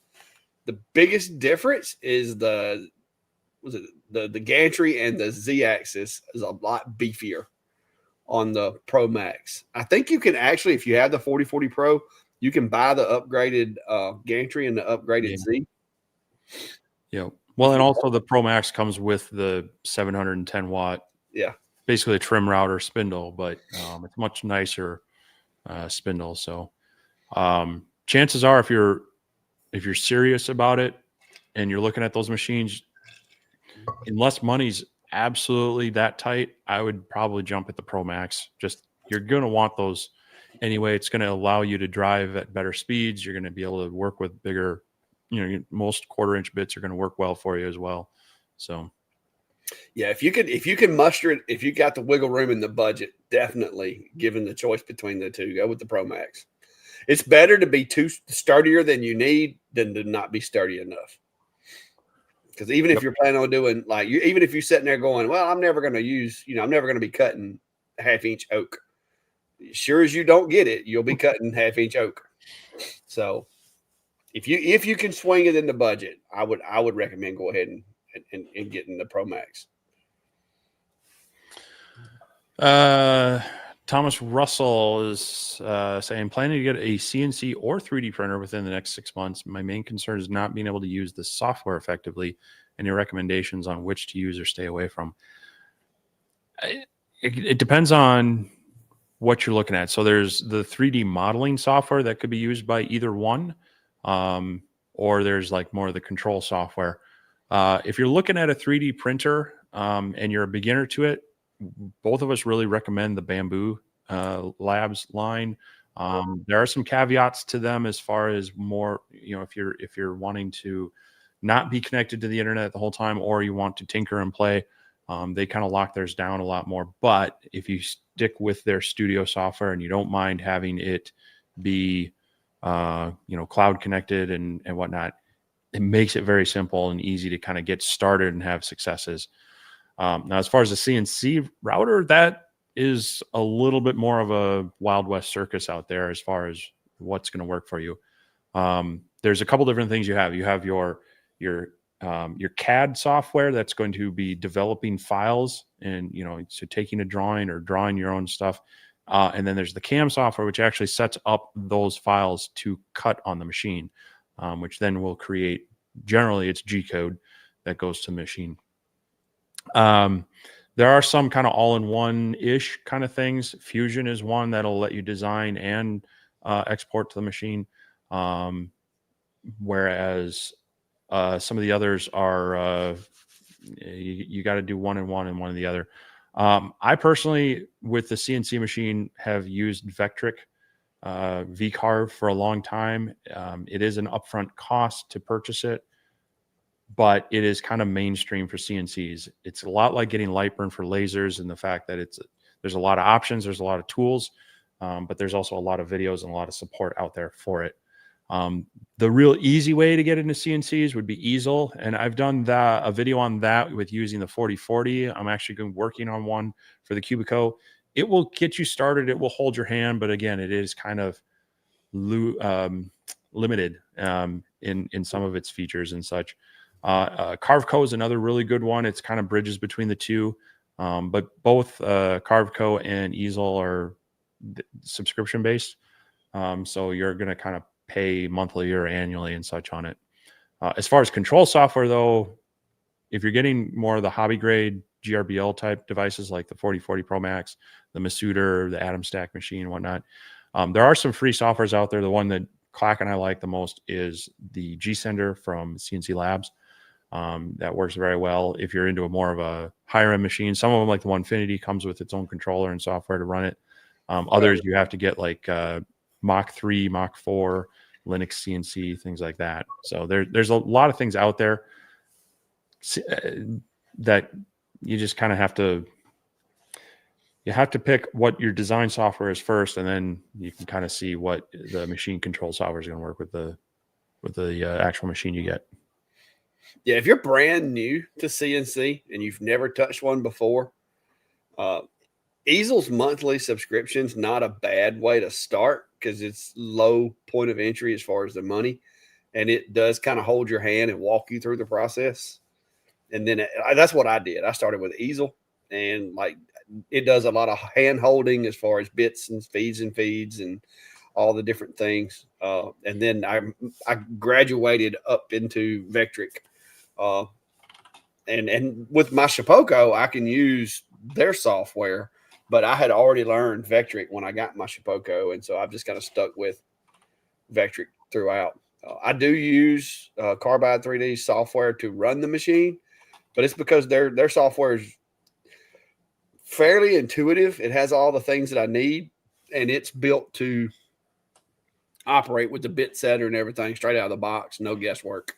And I don't have any complaints with their control software. So, yeah. But anyway, yeah, I'm glad a few of the guys agree with me on the camera thing because it bothers me, and I know there's some kid somewhere at a college that's teaching it and says that you got to do it, but it really does distract me and give me a headache when I'm trying to watch a video. A lot of times, it's not for everybody, you know. Well, I know as you get older, your eyes don't focus as much. Yeah, your eyes have a harder time changing their focal distance, and I think even though the screen isn't changing its distance, it should still be that somewhat, I think, mimics that, and it throws it for a little bit of a you know. Yeah, us, and we're all set in our ways, and that ain't the way TV was done. You know what I mean? And I'm not trying to be a TV channel here, you know. No, I'm talking about our brains when we watch things on a screen. Our brains, through years of watching things on a screen, our brains have gotten accustomed to a certain format, and sure. I think that affects it too. But depending on your age. What I was trying to say is, I'm not trying to be a produced TV channel here. I'm trying to, you know, be the, you know, I'm talking to you. I'm moving the camera to show you what I'm trying to show you. But I'll be honest. I love doing this, but the production and the editing side, man, if I could afford an editor kind of thing, just so that I could keep just creating rather than okay, now I got to sit down and okay, let's, you know. Yeah, it's enough. It's enough without having to like take 3 different cameras and like slice it all together. And yeah. I mean, and that's one thing too. I see a lot of guys that are like, "Oh yeah, I had to hire me a cameraman," and I'm like, "I got my cameraman's a tripod." You know what I mean? And then I got this. Now I did spring for this thing. This is handy. You know, that way I can start and stop the record. You know, right here. But I can't afford a cameraman. I'm doing good to pay my bills. You know what I mean? Yeah. If I start paying a cameraman, now I got to make twice as much money to try to keep the lights on. So I don't need that stress in my life. I'm retired. I'm on a fixed income now. Yeah. Oh, but I love it. I enjoy it. And I've got some stuff coming up this week, guys. It's been, like I said, I've been trying to kind of halfway take the weekends off. So I don't want to burn myself out by being out here all the time. But at the same time, it is that time of the year with a big buildup coming. Plus, people sent me a whole bunch of stuff. Like Adam Stack kind of slammed me and Steve both with the Glacier, the Atelier, and the C4, like bam, bam, bam, which I'm not going to let that happen again. That was a little much. But trying to get caught up. I've still got the video for I'm going to do a quick once over for the Omni X 10-watt upgrade. We're not reinventing the machine. We just gave it a power boost. And then I've got a couple of projects that I want to do. I bought some materials from Amazon that I'm going to try to make into a project, nice little cool decorative project. And I got the Reno. I'm still testing the Reno. Like I said, I ran it a lot past few days, playing around with it. I do want to change the air assist out, but so far, for a 45-watt CO2 machine at its price point, I think it's it's a decent little setup. So we'll see. Cool. What you got coming this week? I know you got that 6-foot project you're going to be doing, right?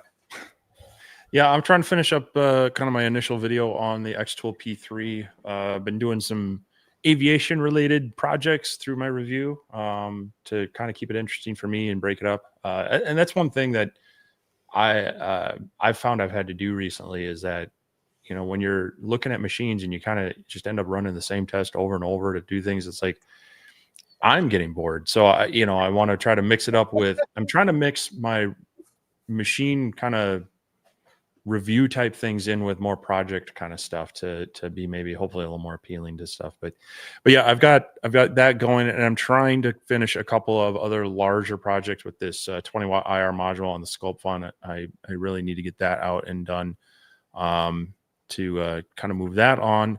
And then I've got some other stuff in the works. I've got a couple of hopefully fun project kind of things that I can get done. I've got some honeydew lists to do. Well, look at that. I got to go out there. Matter of fact, I got to go out there tonight and make sure all my spigots are properly drained. And for fun, this is the start of another 3D printing project here. So this is using the AMS for some multicolor stuff. But hopefully I'll have this finished tomorrow. That's cool.